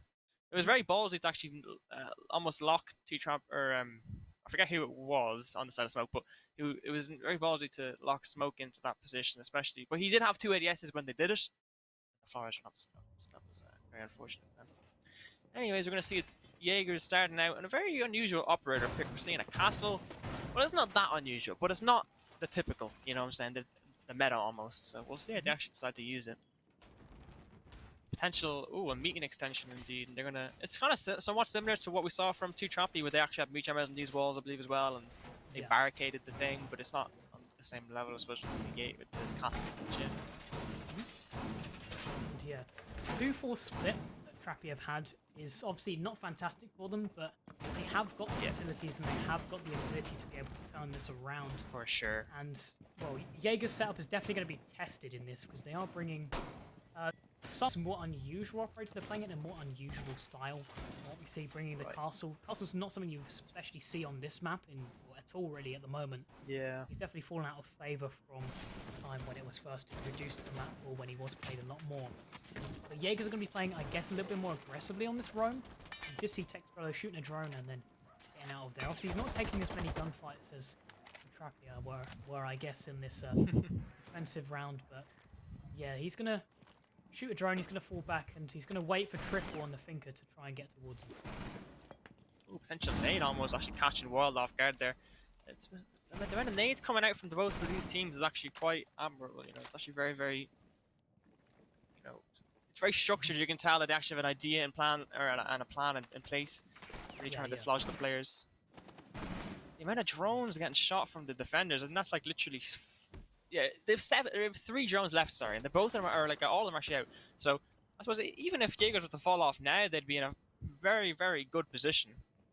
Yeah, because if they have limited drones and limited intel, there's only so much that they can look to do as they head towards the bomb site itself. Obviously, they have got control of the first floor right now, but throughout these next steps, if flank drones are going to be not around, then they're going to have to send people to watch each of these flank drones. Less in terms of work being done throughout the map. Obviously, meeting hatch is open, but it looks like they're positioning over towards a freezer side take. So they're going to have to get that freezer hatch open. Heads down towards freezer. And the aggressive player of Wild does get punished as the Twitch drone heads out through towards the area of freezer before Triple was over there. He's going to chuck a frag grenade over towards the area of back freezer. Maybe no, he's decided against that and he's going to rotate over towards Laundry to try and get a pick over towards that position. Try and help this team out as they head towards the final minute of the round. 5 versus 4. HP is kind of even, I guess, on both sides, other than the 100 advantage 2TRAPPY currently have. But if they can try and rely on their momentum, the side of Jaegers could try and come back throughout the rest of this XQ, which will be coming through out now as 45 seconds hits the clock. 40 now. In fact, it looked to be a Laundry and freezer take, as Triple is definitely going to be championing the Laundry side take, while Milo is going to be playing rather aggressively inside of freezer right now. He's the first one to swing, but Triple has fallen, and Dills is going to be the next one to do exactly that. However, Instinct is being traded onto, and as members flood the bomb site itself, it goes down to a 1 versus 2. Obviously, it's a 2 versus 2 on the scoreline as Triple. He is only injured. It's down to Mentos himself, as he is the only reigning member who is standing. He takes down Textrolos. Now in a 1 versus 1, he has to pre-fire the corner for 1,000,000 years, and that's an LMG coming in handy for you. Yeah, it actually destroyed the Goyo shield, which probably just completely destroyed Spark and like his point of view. Like the screen shake probably erupted. You know what I mean? There's nothing he could even see between the flames and the thing. And I suppose if Jaegers actually had realized that it was a 1 versus 2, that is played so much more differently. It's just the fact that they didn't actually quite know that Dills was actually down previously to the bomb player. But yeah, I mean, well played from Mentos, really clutching out there, and I suppose not a very easy thing to do, given the circumstances. Yeah, well played. I suppose one thing to mention is actually the structure behind their attacks. Like, they also, when we were saying they actually only had 3 drones left, I forgot they actually had Twitch. So they actually had 5, which is not as bad as 3 drones, just seems. So actually, they were not in as bad shape as I had originally thought. But yeah, looking for top floor defense, instantly trying to hop off the basement, as there's no point running the back twice. They're going to get back to it. They're going to make the adaptations. There's no point doing it twice, potentially do it twice. So they're going to go for a top floor defense. We'll see them running 2 impacts, so that basically means that they're probably going to try impact trick a little bit, but I'm not too sure if it's going to be enough to really deny the Habana, because obviously with Habana on the board and them running Habana, basically means impact tricking is it's not exactly, going to be the most worthwhile thing to do unless you're bringing like 10 impacts. Yeah. And headed to the round, we're gonna see exactly how I guess Jaegers are gonna approach this round. They might approach it a little bit differently, because obviously the side of 2TRAPPY did manage to do well in the execute. Obviously, they did lose a lot of operators in that, but Mentos was definitely a key player on that LMG. What he did was very close, so Jaegers might not even have to change anything. It might have just been, I guess, a little bit of being unlucky. And if they can find the opening pick, which is exactly what they do, onto Deals, then it could especially be fantastic for them. And guess what? He's in the basement, yet again. Yeah. Exactly what we saw in Villa. And that's a bit of Jaegers kind of copping on to what Dills is known for, which is the basement entry on Villa. Well, I mean, why won't he do it on Oregon, So quite typical of Dills, I think, to actually catch him off in the basement. Anyways, we're going to see them actually going for a somewhat, well, I mean, I was going to say for a kid's attack where they're going from below, but they don't actually have books, so I can't see them doing that, or at least that being the main focus. But I'm not sure, because they can't make much vertical, which kind of means that the defenders can actually just sit inside of kids and stop them from hopping in big windows. So unless they have an idea of how they want to combat that, then we'll see. Rolo, what have I said about this man? He says he's tired, man. He doesn't look too tired, I'll be honest. Yeah. Like he's chatting a bit of bit of nonsense, I suppose, but with half the round gone, they're already in a 3 versus 5, and a team kill by Jam makes it even worse for the side of 2TRAPPY. It's gone from bad to worse. Half the round gone, only 2 remaining members, and full HP for every single member of Jaegers Esports right now. And well, if Jaegers just don't play too aggressively, they are going to win this round, essentially. If the 2 versus 5 happens at this stage in the ECS finals, then I don't know what to expect from the side of Jaegers Esports, as they're all going to run back to site. They've got the command, hey guys, you need to get back to site right now. There's no need to pick them too aggressively and gift them this round on plate. But that does not mean they're not going to fall back from all of the control. Milo does find 1 kill onto Textrolo, but as Jam heads in, they only have control of Trophy right now. With 45 seconds, they have to find more picks, and they have to find their way inside the games right now. They are going to take down some utility, but it's the operators they need to take down, and Sparkins takes down Milo, and Wild is on the flank right now. If you can find the final remaining member, which is the Hibana of Jam, then Jaegers win this round. The wall again? It's a 3 versus 5. C4 on the wall. You said it exactly, and that is another round for Jaegers. The second he was flanking and he was in that corner, like I didn't say it instantly, but I did know it instantly. He's C4 on the wall, and that Habana's gonna get blown up, because it's such a well, when you are flanking in that situation, you want to C4 the wall because it just makes more angles for you. There's no downside, right? So, and when he's playing on that wall, it's just so unfortunate that he doesn't indeed get blown up, and he wouldn't actually know he's going to see for the wall, right? So he's not going to move when he hears the rip. So yeah, quite unfortunate for Jam, but yeah, that's just a pretty solid round by Jaegers. I mean, it's almost that was kind of more counterplay, almost just catching deals off in the basement, really realizing what 2TRAPPY kind of opted to go for is really just crouch walky kind of cheeky gameplay, right? Yeah. And Rolo does capitalize, and he probably wins the round because of it. And then he also gets a nasty little shot onto, I don't know who it was. I think it was Triple. So yeah, and then the team kill. Oh, I suppose you can't You don't want to see forget that. about that one. But yeah, Essentially, any team kill in any level of play is something you don't want to see. But the fact that it happens in the ECS finals is just particularly bad as well. And the fact that it was Jam onto, I believe it was Milo as well, it's just you're taking down another of the members of your team that is playing rather well right now. He's going 6-6. It would have been 6-5 if he wasn't taken down by that team kill. But currently, it's Triple, Milo, and Jam who are really trying to boost the side of 2TRAPPY. Obviously, Mentos was the reason why they won one of their why they won their first round. Yeah.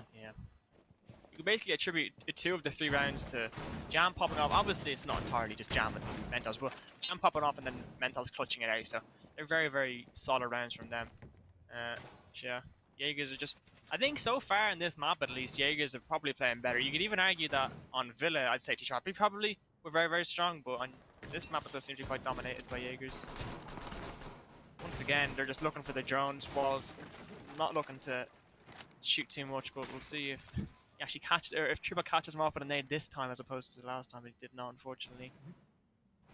Wall gets the drone. He's gonna fall back a bit.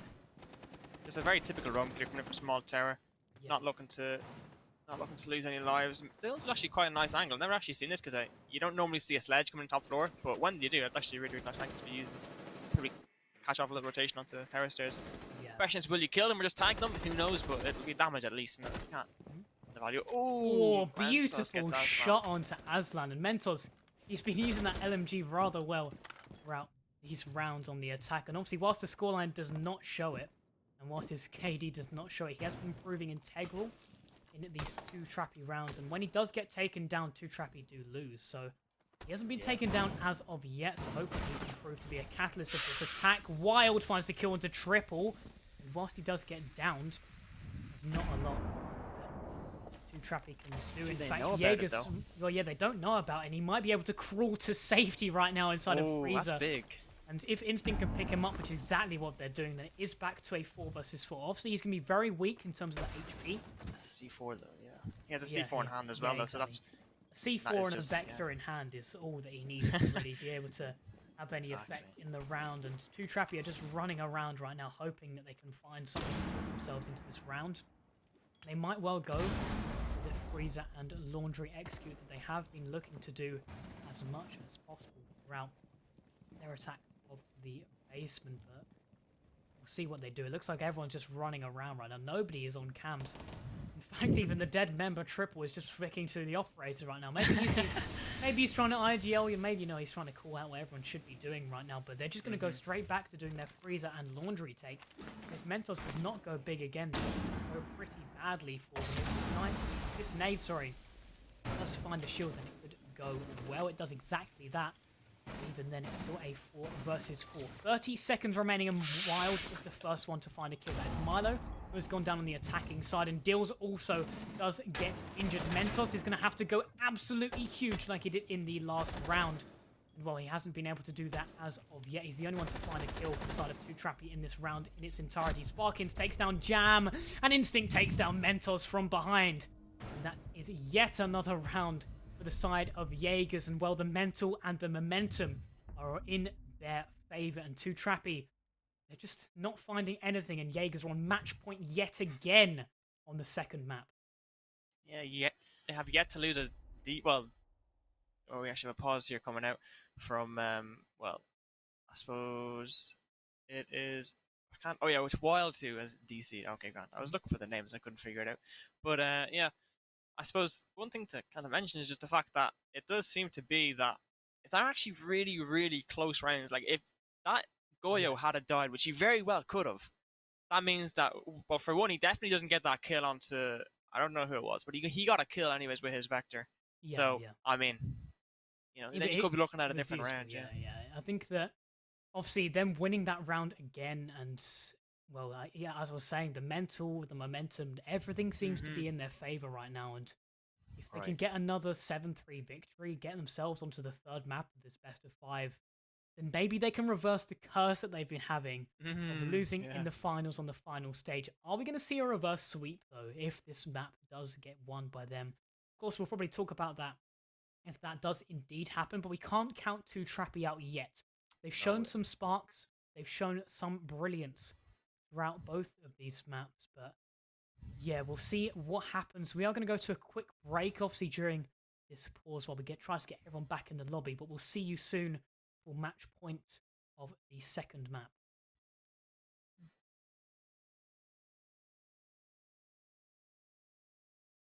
Bye.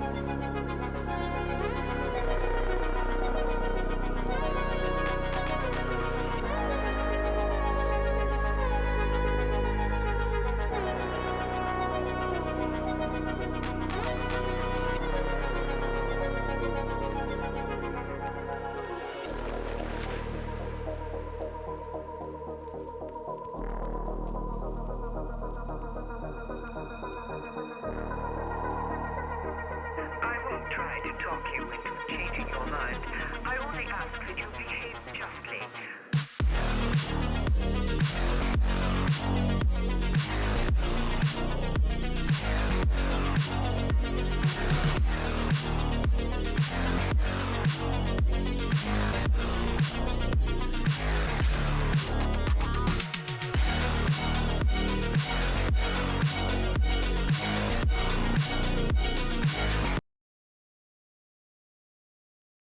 Hello, Welcome back. welcome back. We are going to be just talking for a small little while as we get everyone back into the lobby and back onto the current map point. But we've had a very dynamic game, at least on Oregon right now, and it's looking to be at least in the hands of JAEGERS esports right now. Obviously, it's also in the hands of 2TRAPPY to be able to try and take it away from them. And that's what we're going to see as we try and get back into the game as soon as possible. But pause, what are your thoughts on the map as well, and also looking forward to the next maps?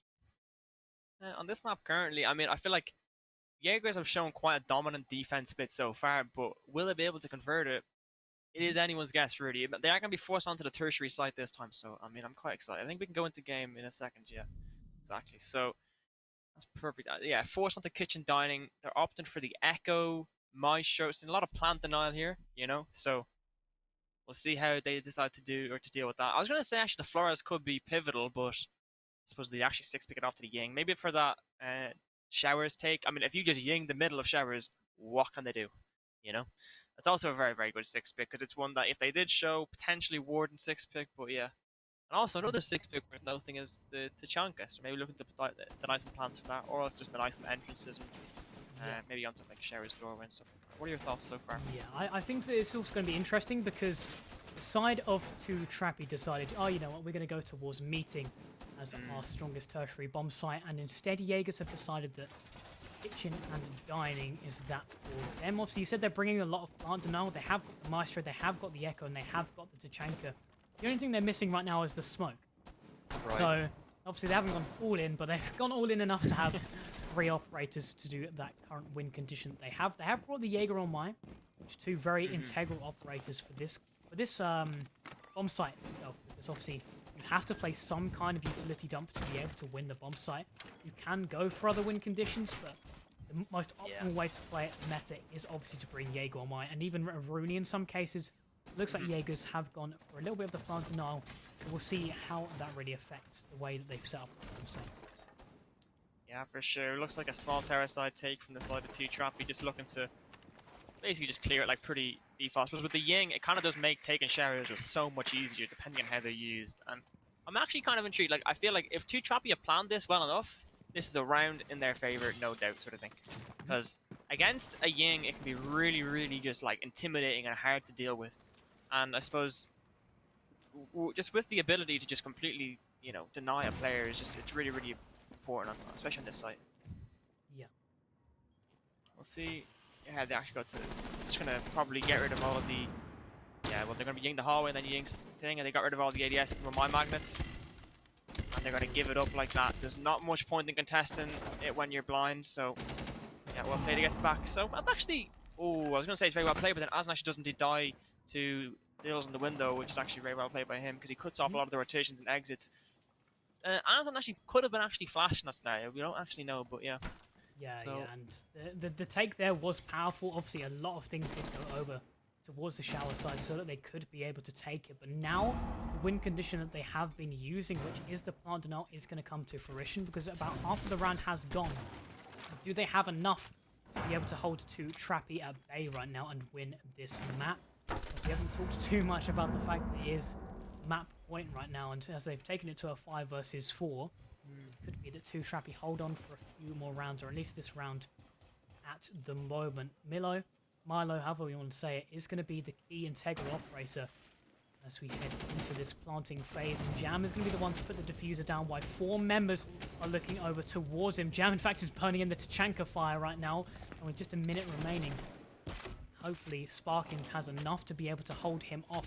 He's playing just in that kitchen area. He's got 2 ADSs and a shield to be able to protect him. He's just throwing even more of them out, and Jam, in fact, injures and dies. He also does manage to find a kill onto Textrolo. But if Sparkins can keep throwing these out, there's no way that 2TRAPPY can plant the diffuser. And Milo, he goes so close to being able to, but Sparkins just denies him that. And Instinct does get refagged, however, for the side of Mentos. And Mentos is going to have to go huge yet again. He's only got triple to protect him. And is he going to do the exact same thing again? Sparkins throws out more of the fire over towards him, but he does get the diffuser down finally. He's taken a lot of damage, and triple takes even more on the way out. Mentos does find the kill onto Wild, and it's down to Sparkins. He's been so huge throughout this round already. He's been denying so much of the plant. He's been taking away so much HP, but it's only him remaining. It's all down to him. 20 seconds, and all he has in his hand is the Tachanka turret. Goes over towards Shower's hallway, but there's no way he has enough time to find both of these kills and to disable the diffuser. He finds 1, he finds 2. If he can get there quickly enough, he does find it. He's only just in time. Is he going to find this? He is going to win the map in such an unorthodox way. He clutches it out. That is insane. 7-3. The second map goes in favor of Jaegers. Wow, just an insane way to win it. And the momentum has to be going in their favor right now as they head towards the third map. That's insane. I mean, Sparkins coming off the previous game like 1-7 or 1-8 or 1-9 or something like that, not having the best game. And this round, I mean, single-handedly, he completely just wiped them out. He got 2 kills in the plant. He even like with the Tachanka turrets. I mean, that was actually just quite an amazing display of how powerful the Chonka really can be. I mean, he Oh, actually yeah. just completely destroyed them strategically there, and that was Mhm. oh, that's something to watch. Jesus, that is amazing, man. And then he wins it out Yeah. with the amazing gun as well. Blessed by the Yeah, gods, yeah. must have been, Yeah, no doubt. the Tachanka turret was exactly what he needed, and he gets another map for Jaeger's Esports in this final of ECS. But now the conversation has to shift. Do Jaegers choke it yet again? We'll see you in map 3, and whether that happens is going to be on the cards. Thank you.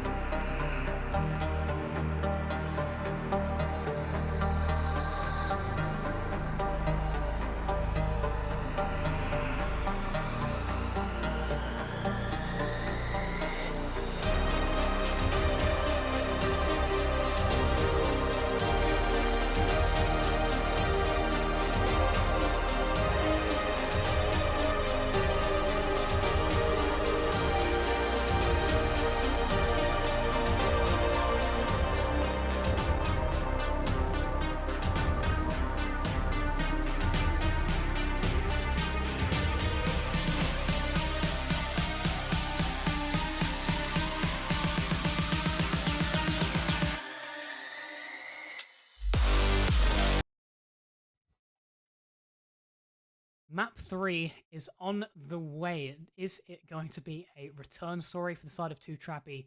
Or are Jaegers going to come out victorious? We're going to Coastline. It is 2TRAPPY's pick. But are Jaegers going to be able to win this third map and win the entirety of ECS? I'm still with Pause, and we are going to be heading into this map as soon as possible. Pause, what do you think is going to be happening on the third map? You know, as much as I am the Jaegers fan, I do think 2TRAPPY are going to potentially take this one. If they're going to win a map, Okay. Coastline, it's definitely because they're a fraggy team. If you really were to boil it down, Jaegers are more structured, and 2TRAPPY are more fraggy. So like this is definitely Mhm. probably their sort of playground. This is where they're going to shine.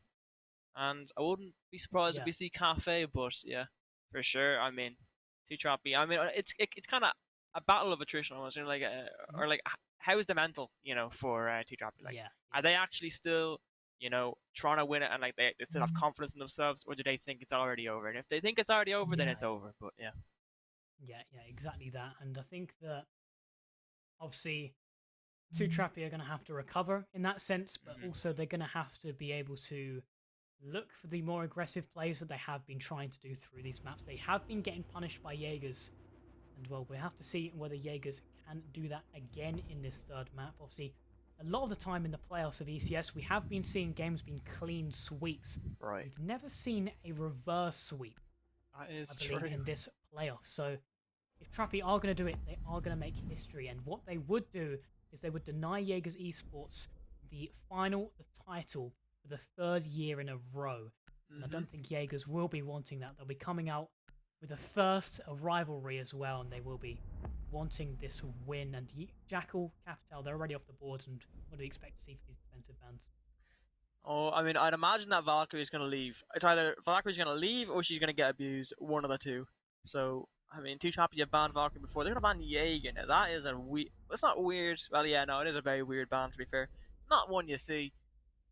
I'm interested to see how 2TRAPPY plan on exploiting that. I mean, I'm anticipating, obviously, not a lot of nade play, sorry, but we'll see. Actually, Valkyrie's left open, which kind of basically begs the question, you know, will there be runouts? How aggressive are we going to be playing? Will there be C4s? And basically forces the attack almost to bring that IQ, which isn't exactly too bad because obviously you don't necessarily need a hard breacher on the coastline, so you can't afford that little +1 with the no utility that IQ really brings. But yeah, Yeah, you can definitely bring a lot more on the attack in yeah, terms of versatile utility, versatile operators. That's why we do see people with like the Lion, the Dokkaebi, Ying other even, yeah, operators like that. Yeah, your Ying right now, Finker as well. Triple's just been, he's been on the Finker an he's loving awful it lot right now. And yeah, well, he loves the gun, he loves the operator, I guess, and he's been indeed. trying his best on it for the moment. But Jaegers are going to be the one on the defense first. 6 picking away from the clash to the Warden. It's something we did see them do I believe at another point inside of the playoffs, and we have seen the side of 2TRAPPY do the same on their defensive side inside of hookah and billiards. And he'll likely be the one that sat inside of the hookah bar. He'll be looking over towards the billiards more default plant. Obviously, countering the Ying that might be coming out. Yes, the Ying is around, and it will also be countering, obviously, the flashes and the smokes that might be coming out. They don't have any smokes on the board right now, but well, they do inside in the Ying, sorry, but Yeah. the Warden is going to be able to counter that whatever happens, and he's going to be very integral as we get later on towards the round if Jaegers don't find too much of an advantage early on. Yeah, for sure. I suppose one thing worth mentioning is that 2TRAPPY obviously played this against Machine Soldiers, and we did also see them bring in Ying. I think to very little success, unfortunately, last time. But the real question is, can they, or what have they done to now fix that? Because they did pick this map. This is their second pick. They picked Villa, and now they've picked Coastline. So they definitely are comfortable on the map. So I am anticipating a pretty solid attack split from the side of 2TRAPPY, to be completely honest.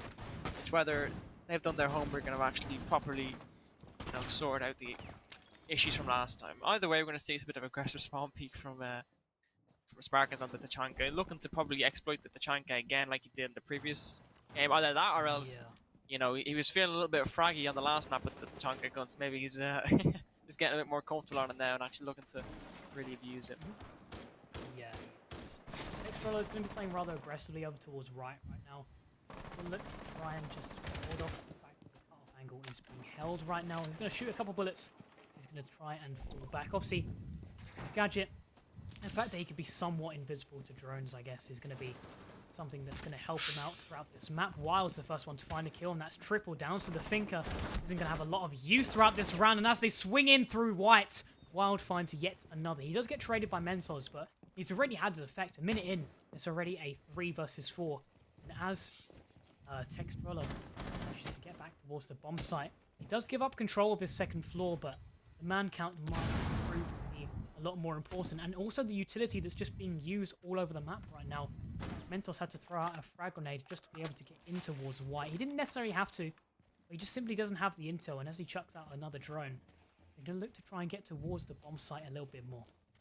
Yeah, for sure. One thing we mentioned is that despite the Finka and Zero going down, I don't think they're the most important operators when it comes to the execute, right? So, 2TRAPPY, you're still, I wouldn't say they're in a winning position here, but they definitely can win it, and they're not out of it by any stretch. They also have 3 flashbangs plus a nade, 2 smokes, plus the Yang. I mean, like, there is plenty to execute with and plenty play potential here, so they're not out of it just yet. And I mean, the Tachanka is really going to be the big question, is whether, despite all of the, the Warden as well, sorry, the Tachanka and the Warden combo, is despite the Yings, despite everything going on, will they just completely deny the plant anyways, you know? Because of the operator picks. So. Oh, the Mai's are going to be big though. Ying's going out. Yeah, definitely. He's going to be the one inside of Hookah Bar right now, and there's loads of utility flushes towards the billiard site. Aslan finds one. Sparkins finds yet another, using that Tachanka turret again, and Jam, who's sitting underneath the pool table, is just going to get taken down, and, well, wasn't a fantastic execute, was it? It was not indeed. I was kind of unfortunate. I suppose it really was the difference maker there is just the Warden. Like, there was play potential, but yeah, as we said, if the Warden and the Tachanka do their thing, I mean, yeah, there you go. I suppose what you probably could have done as well is maybe put like the Ying on big window, but then you also run the risk of her getting run out on. So it's kind of give and take, you know what I mean? So yeah. I suppose just a solid round from Jaegers really won them that round. Just waste time, got 2 kills, which was really important, and then just when the man counts down, there's just you're not exactly looking in the best position. Anyways. Yeah, they're going to head towards the next round, and obviously 2TRAPPY losing that one fairly quickly, I guess, throughout that execute, and they're going to hope that they can get something turned around as they head towards this next bomb site, which is likely going to be Kitchen. Yes, it is.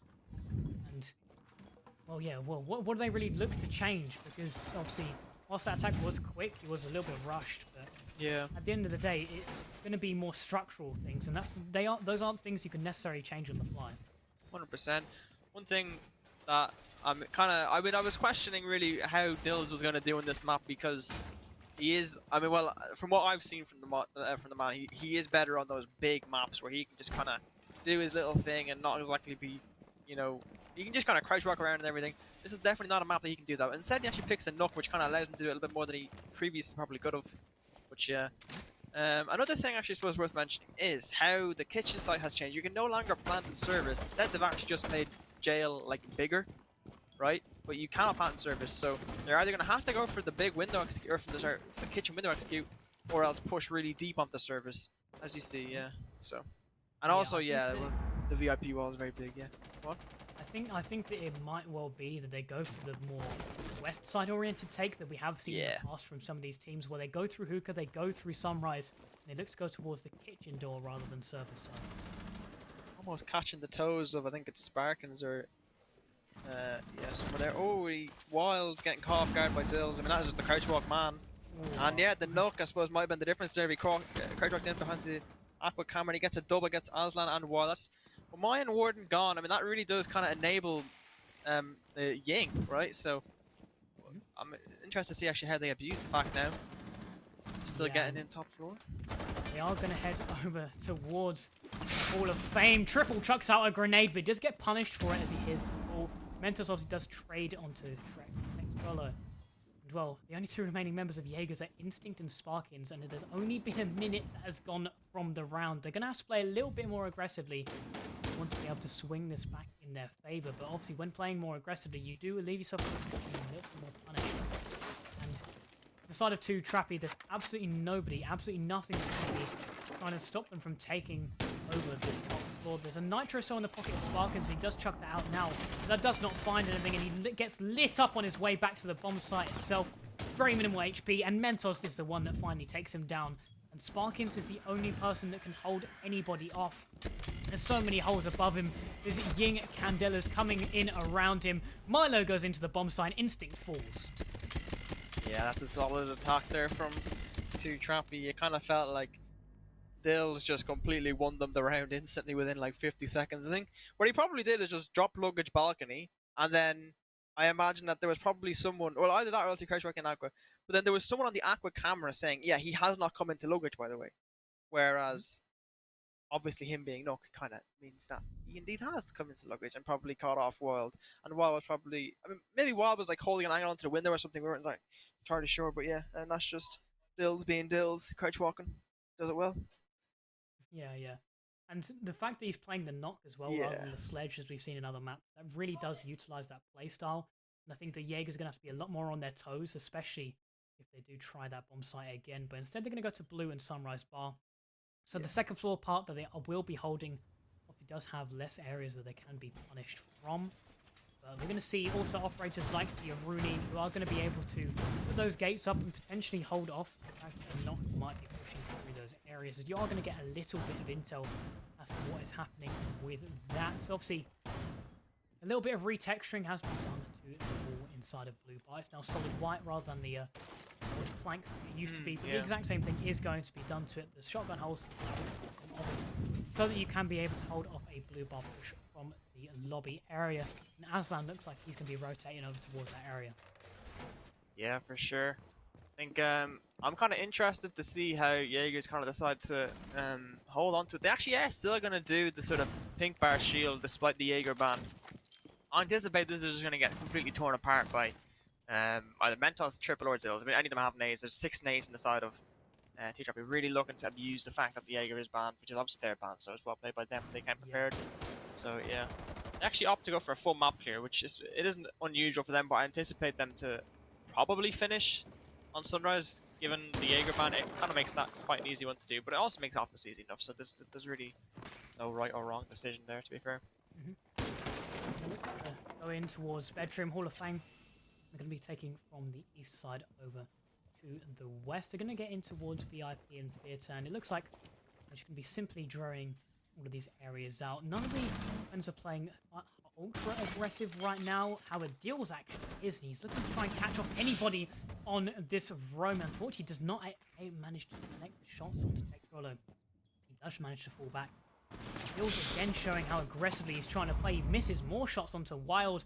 Wild has got absolutely nowhere to fall back. Instinct, in fact, finds the first kill. That is Milo, who has fallen, but Wild, he's going to be stuck on this second floor. So as long as 2TRAPPY can look to try and get a kill onto him, there's nowhere for him to go. He's being pinched from every which way, and his best chance to even be able to get out is through lockers. And there's a member who's just sitting inside of there. He's going to chuck out an impact grenade, but he looks away at the wrong time. There's members just swinging him from every little way. Dills does take a lot of damage in his exchange with Wild, but he does manage to take him out. And finally, it's down to a 4 versus 4, but they only have control of the top floor right now, and once they do start to tear it apart, there's only 1 minute and 15. There is a little bit more time than they would necessarily need to be able to take all of this control. As long as they have enough members to be able to hold off all of the angles that are necessary, and they have enough utility still left in their pockets, they can look to win this round. So with just 1 minute, it's going to come down to how they look to get towards the actual bomb site itself, because you can tear up the top floor all you want, but the bomb site is not on that floor. It looks like they might look towards potentially Blue Bar, as Mentos is playing outside of the window there, but Deals is also trying to get over towards Sunrise as well. They're keeping their options open at least. Yeah.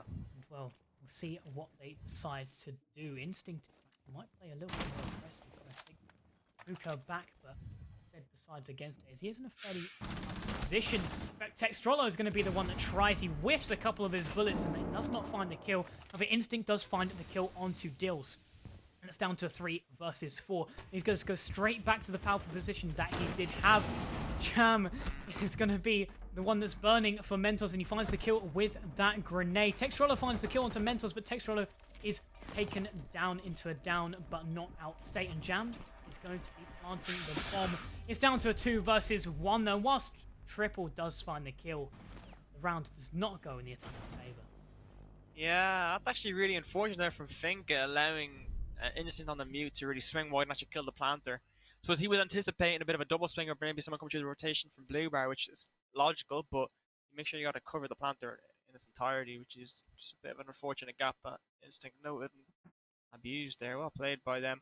I suppose one thing that I've kind of I mean, I don't know if you've noticed that you did point it out on the previous round where Triple was actually spectating his teammates, but they don't seem to be holding the flanks very well. And you often see Yeah. the players are actually spectating each other, which isn't necessarily an issue, but it does mean that you see stuff from similar to what Instinct and Rolo did. They just coordinated a two-man little flank.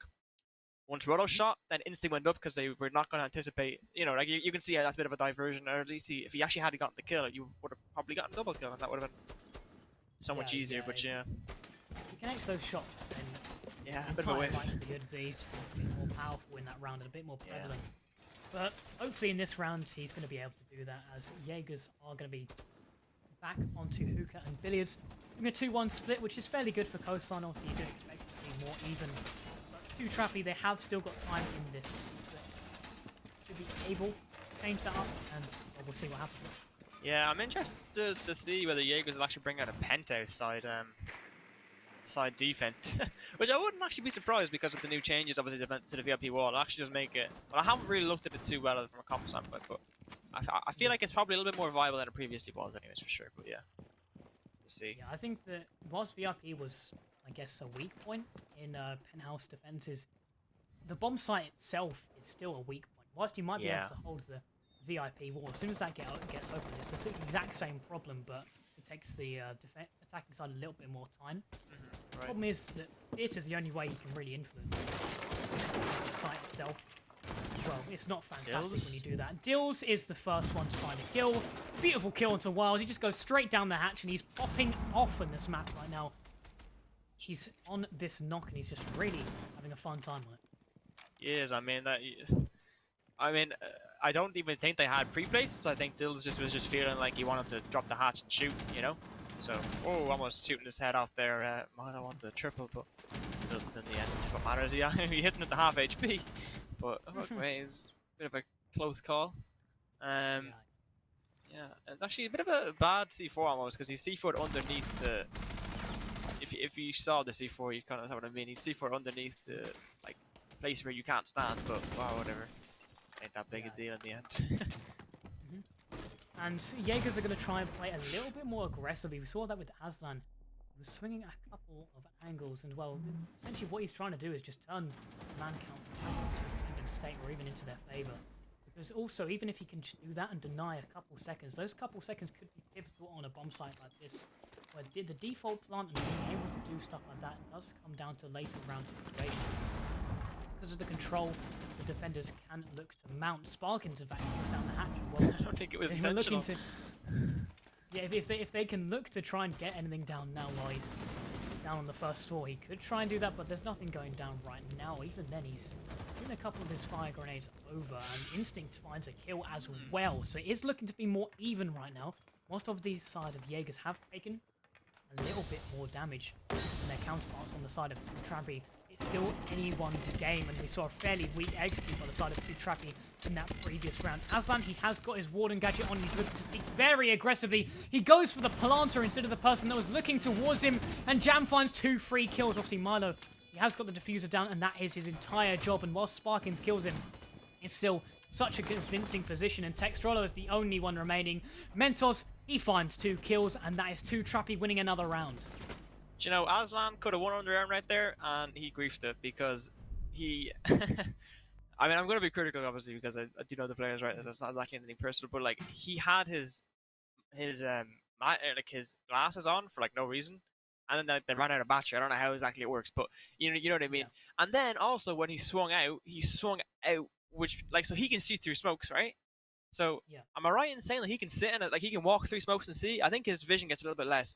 But what he definitely could have done is just literally walked into the smokes and then put on his glasses so that he could then see, if that makes sense. And so basically he wouldn't have been even able to actually get shot from the people in Aqua. But unfortunately he almost killed the guy. Even then, if he's shooting the people that are really a target for him, right? That's true as well. Actually looking for him, then he can look to ignore the planter because he still had a decent amount of time You're right. to be able to kill someone and then look towards the planter as well. That could really have been the round difference. But Yeah. at the end of the day, that's something we'd have to speculate on, as it has already happened, and we're already into round 5, and they're already setting up the bomb site. And guess Yeah. what bomb site is? They've gone to penthouse and I'm not theater. surprised because honestly, they got so slammed in kitchen. They're like, I don't want to go back to that. You know what I mean? Like they really did. So I was thinking they're gonna just go penthouse because it's more viable there. Well, it's I think it is more. It's not necessarily the best site or even better than kitchen, but definitely more viable.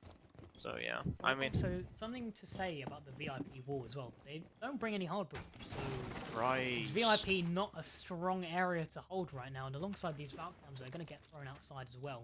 Yeah, it's actually very I mean, important. Yeah, I didn't even notice. Yeah, this could be. It's actually going to be quite convincing if there is no Thatcher being played, or there is no no ability to get that off of the wall and even get the wall in the first place, because nobody's bringing any hard breach gadgets. Nobody's got any hard breach. Yeah, no, I'm actually that probably makes this like very like. I mean, if 2TRAPPY are gonna win it, it's gonna be off pure gunfights. You know, like off them really just like banging people off angles rather than them actually like, you know, opening walls, which they obviously can't do because it's hard breach. But you know what I mean? Like, they can't like open walls, burn, get big better positions, and use windows and stuff like that. It actually is purely going to be gunfights, which isn't necessarily a bad thing. It's just because you know it's just going to be a lot more limiting than say, oh, he almost gets a bit of damage onto instinct. It's just go droning, and then he gets Picked off by Wild in the hollow. That's actually quite a nice shot there from Wild, actually. Which Yeah, it definitely was. And Gills was just playing too aggressively for himself to handle even. He was just peeking absolutely everything. Obviously, he did get some shots into Instinct. If he did manage to find that kill, that would have been fantastic. But Wild was the one who took him down. And Wild is the one who has fallen right now. However, Aslan does find the trade onto Jam, who was the one that took him down. Well, Jaegers are still in a fairly convincing position because the Milo, who swings out from luggage, does get taken down. Triple also falls, and whilst Mentos is 100 HP and he does have the diffuser, it's a 1 versus 4, and he's only got enough in his mag to be able to shoot a couple of people. He does manage to take down Textrolo, but he's going to be peaked, and he finds that kill as well. He was being helped by the person on the cams even, but Sparkins does unfortunately lose that gunfight to Mentos, and it's now a winnable position, a 1 versus 2. House and Theatre, but he does not win the gunfight against Aslan. There's 2 people looking towards him. There's only 1 person he can probably shoot at a time. And Aslan wins that round with the side of Jaegers. Yeah, that was very, very big from Aslan there, I suppose, getting the final kill. But it was also a bit of a throw from Jaegers. I mean, I was a little bit scared when I saw 2 people peeking them. I was like, because Mentos, I mean, the man can shoot, so, you know, you don't really want to be giving him opportunities to win around. But sure enough, they held the crossfire in the end, which is well played by them. And 2TRAPPY almost, I mean, Mentos really good at winning that there, so that was a bit unfortunate for himself. But yeah, I feel like Blue Bar, Sunrise, I feel like 2TRAPPY are going to make some adaptations and, you know, potentially take it this time, because I know that it was a little bit shaky towards the end for Jaegers, right? Like, they only really won it off of the flanks almost. So if they don't flank this time, you know, there'll be a lot more of a secure sort of attack from 2TRAPPY, and probably a little more of a shaky defense from, yeah, Jaegers. Obviously, there's less flanking opportunities available on this site specifically, because obviously it is over towards one side of the map. It's pretty much the entirety of the first floor of the west side. So obviously, whilst you can have those windows and those doorways that are present on that side of the map, there's less in terms of flanking because you only have a certain amount of directions. Yeah, for sure. And, well, Jaegers are going to set up this site, I guess, fairly similarly to what we were doing before, bringing also a fairly similar operating lineup. There is a Jaeger ban on the board, as you were saying. The last time they did come towards this bomb site, so they only really have the Aruni and the Wamai to be able to hold down the corner. Play on this bomb site. But yeah, we're going to get into the round and we're going to see what 2TRAPPY really try and do. Yeah, I'm interested to see. So Wild is on the Wamai, but he keeps going and roaming, and like basically it's happened I think twice before. Once on Hookah, and I don't know, it probably happened a second time. Where like, hey, look at his position right now. I believe that is Wild. Yeah. So he's in Penthouse, he's roaming, but he is like, his magnets are on a timer. So like, if he dies now, it's just 3 magnets that you otherwise wouldn't have. So he should be looking to really stay alive here, or even change him out with like Aslan or something, is playing a bit more passive on site. Well, actually, no, that'd be a bad decision. But you know what I mean, though. You would want to basically keep your Wamai alive, especially when he's one of your main sources of Nathan on, right? So see if he actually gets back to site this time, because it would actually really help, especially against the Ying, and as we were saying, the 6 nades. It's just like something you want. But while, I mean, I suppose if you're going to get kills and getting 2 nades off the board, it's not a bad trade either. Maybe get a... Oh, that's Rollo's going to get him in the end. That is A nice collapse from Jaegers. And Rolo just takes it and runs with it. There's no need to be dying. Wild says the exact same thing, and they just take it. They've decided to vacate the second floor areas after they found those picks. I was saying in the last map that if Trappy find those early picks, and they do win these rounds, and Jaegers, it's the exact same story for them, and it's the exact same story as pretty much any team in Siege. If you find those early picks, and you are looking to win the round, and Aslan finds yet another to the side of Jaegers, and it's down to a 2 versus 5 with only half the round gone. It's looking already just out of the window, out of the picture for a 2TRAPPY win in this round, unless they do look to try and get some sort of clutch. But that might not even be possible because Jam is already being very pushed at the moment in terms of his positioning, and Aslan's really giving him a hard time from office right now. And well, there's only so much that the 2TRAPPY attackers can look to do in this 2 versus 5. He loses the gunfight to Aslan, and Textrolo finds the kill on to Triple. A flawless round. Yeah, well played by Jaegers there. I mean, really kind of shutting down the very aggressive and fast-paced attacks from 2TRAPPY. And that's going to be the round swap. So that's a half-time 4-2 to Jaegers on the defense side. I mean, I do believe that Coastline is normally attacker favored, right? It's just whether Jaegers can attack it right here. I suppose we are seeing a Blackbeard, Doki, and Lime, which means they're sticking one of the three, right? Probably going to 6-pick Blackbeard, I'd imagine, because I cannot see Rolo playing Blackbeard, but yeah, well, we will see, I guess. But yeah, actually, one thing worth mentioning, yeah, he's 6-pick Blackbeard, right? You didn't really see Jaegers abusing the Valkyrie, right? Well, actually, I suppose Rolo's 6-picking the IQ is very good, but it's the fact that she was open the entire time and Jaegers didn't really abuse her, which I was commenting actually that's kind of probably playing into the bands. And I mean, I suppose don't force her in if you don't need her, because they still did go 4-2, but like it's just something that maybe they could have substituted out for something. But with the Jaeger band, I suppose it also does force you to bring the 1 and a Rooney almost. You know what I mean? So yeah, I understand why. And also, it's a fairly unique attacking lineup as well, because 2TRAPPY were bringing operators that weren't the Doki, the Lion, the Flores. They were bringing more of the Ying style, especially bringing the execute style operators, whereas these operators are very good at finding the picks, and very good for the aggressive playstyle that Jaegers have been trying to do throughout this map. They have been a little bit more structured throughout the other 2 maps, but on Coastline already, they've looked to try and pull away as much as possible. And on the attacking side, they're going to hope to continue that. I think one thing that I would probably say to Jaegers, it would be like, you know, there is a Jaeger ban and you're running 9 flashbangs. You know what I mean? Could probably get rid of maybe Sparkins or Aslan, you know, off one of their operators and put them on like a Sledge or a Nook even, or a Fink, you know what I mean? Just one of the nade operators, even the ones that 2TRAPPY were bringing. Either way, we see Triple almost go for a kill onto... well, he gets picked off. He tried to see where the hash, but again gets picked off by Wild, probably from the roof or something. Not too sure, but yeah, so... Yeah, that's already a man disadvantage for the side of 2TRAPPY, and operators like the Dokupi that Aslan has got in his hands are already into this second floor.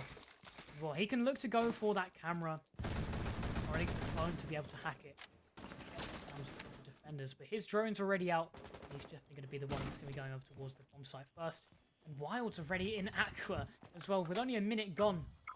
The attackers are in key positions already, and they have, whilst they have used 2 Lion scans and a bunch of Dokupi calls, they have got themselves in a position to be a little bit more aggressive, even though 2TRAPPY have got some control below. Loads of pings are going out, and Milo finds a kill onto Aslan as well, and if they can get a Nitro Cell kill as well, they could look to swing the round in their favour. Sparkins, however, does find the kill onto Dills. Well, they've got very limited in terms of the Nitro Cells remaining. It's only Mentos with him, in fact, in his pocket right now. He's very low HP. Even then, he still look to throw his out, but Wild punishes him. He goes a bit too close. He hears the rip of the Nitro Cell. He falls down and he finds that kill. It's a 3 versus 2. Milo's on very low HP. It's already looking a little bit doomed for the side of 2TRAPPY, unless they can find a pick, and unless they can find a way to hold off this execute, because with a minute, that's more than enough time for Jaegers to look to get towards the plant area. Does not gunfire onto Textroller outside, and it's all down to Jam. He gets lit up and he dies. That's That is Jaegers winning quite the another scene. round. It's quite the scene when you have a attacker upside down where his head is at the bottom of the window. I mean, you don't normally see it, but quite funny to see there from Rolo. It's unfortunate for 2TRAPPY. He actually, I think Rolo really did actually very well on those windows there, shutting down a lot of the players till the final two, but he baited the run out and then he shut it down entirely. We're just going to get a pause here. I'm not sure why exactly, but they are indeed. Jam might be having a little bit in terms of issues, but hopefully Yeah. we can get the game running as soon as possible. We're going to get a reason. Our good friend Dan on the observing. Indeed. He's going to be helping us out. Obviously, he's asking a reason. He is the goat of observing right now. But yeah, we're going to go back to our beautiful faces. And we're going to go back to game instantly as well, because it seems that everyone is coming back. Triple. Triple's had a little bit of an issue. Jam's about to select his operator, and well, ignore what they said in the chat. It's a little bit. Bit of an issue is a bit of an understatement, I'd say, but fair enough. Yeah. I'm sure he'll be fine to finish the rest of this map, because it doesn't look like there's going to be too many rounds left. And well, I don't want to be the bearer of bad words for 2TRAPPY, but Jaegers are in the driving seat.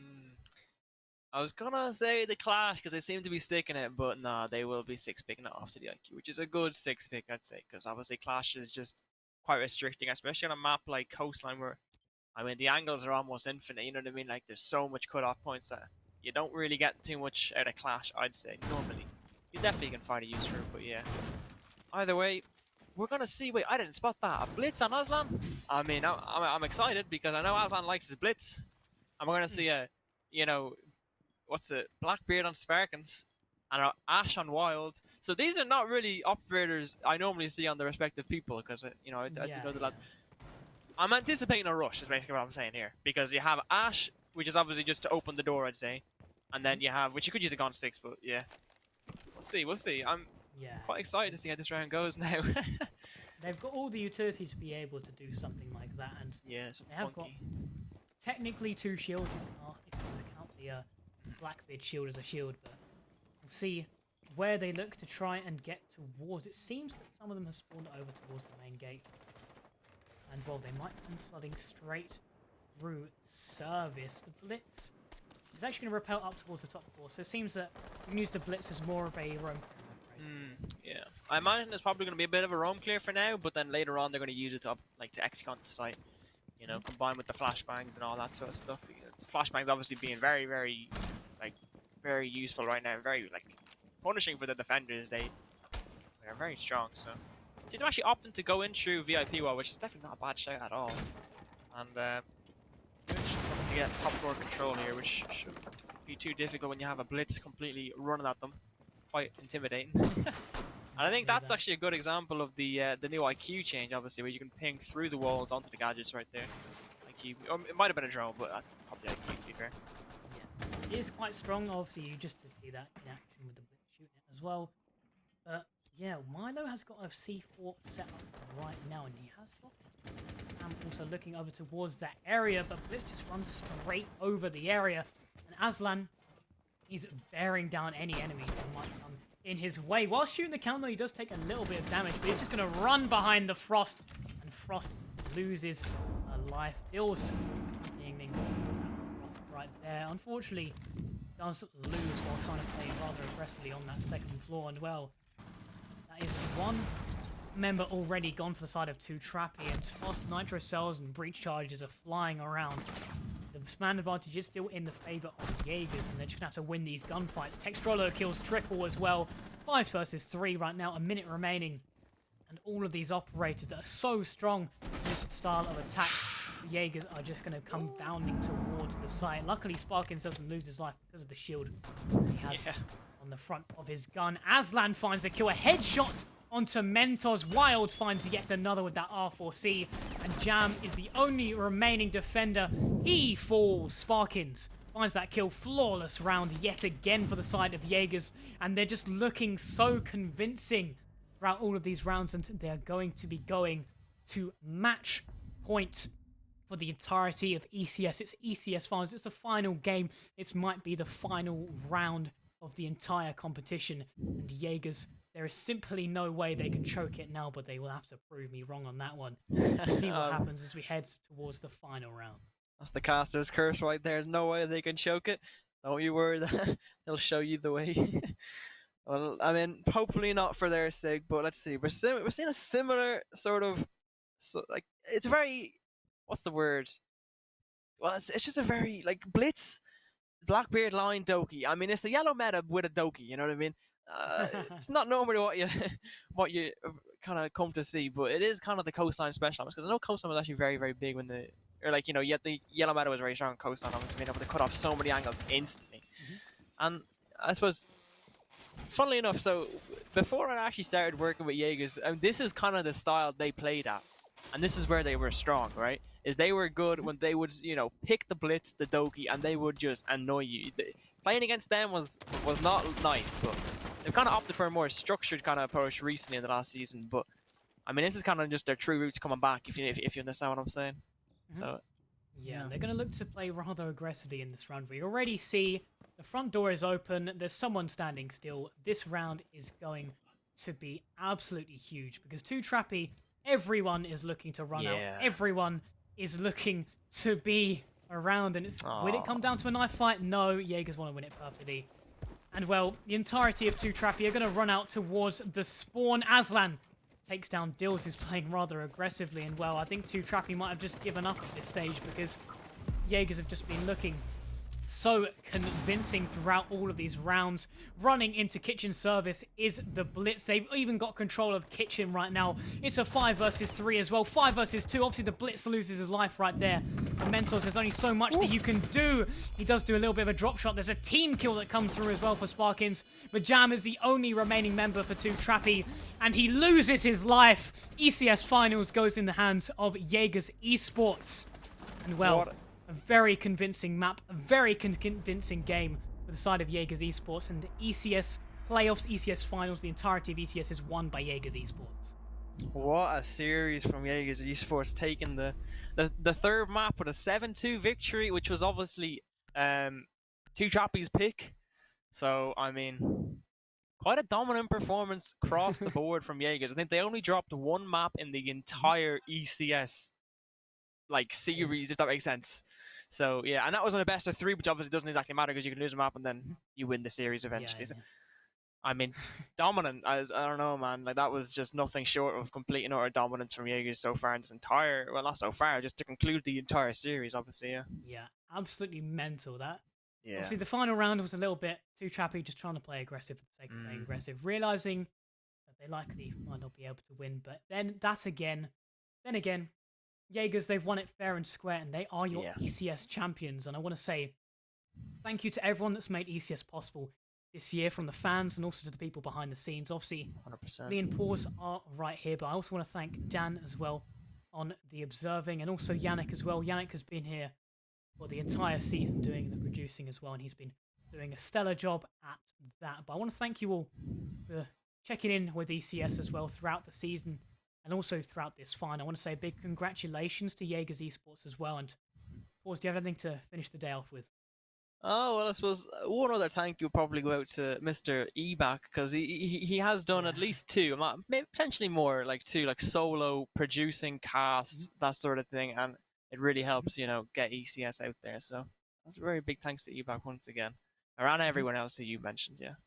Yeah, For and sure. I think that obviously we're going to shut off today for ECS, and I want to thank everyone again for obviously checking in for the finals. A very fantastic game. I want to thank the Stellar teams as well. series, yeah. Without the teams, you don't have games to watch. But thank you to everyone for a very good season of ECS, and well done. Congratulations to Jaegers again for winning ECS Rainbow Six. And we will Privileged see to you cast. in the next season if that does happen. I have been Cheesy. I've been casting alongside Paws, and we will see you in the next season of ECS. Goodbye.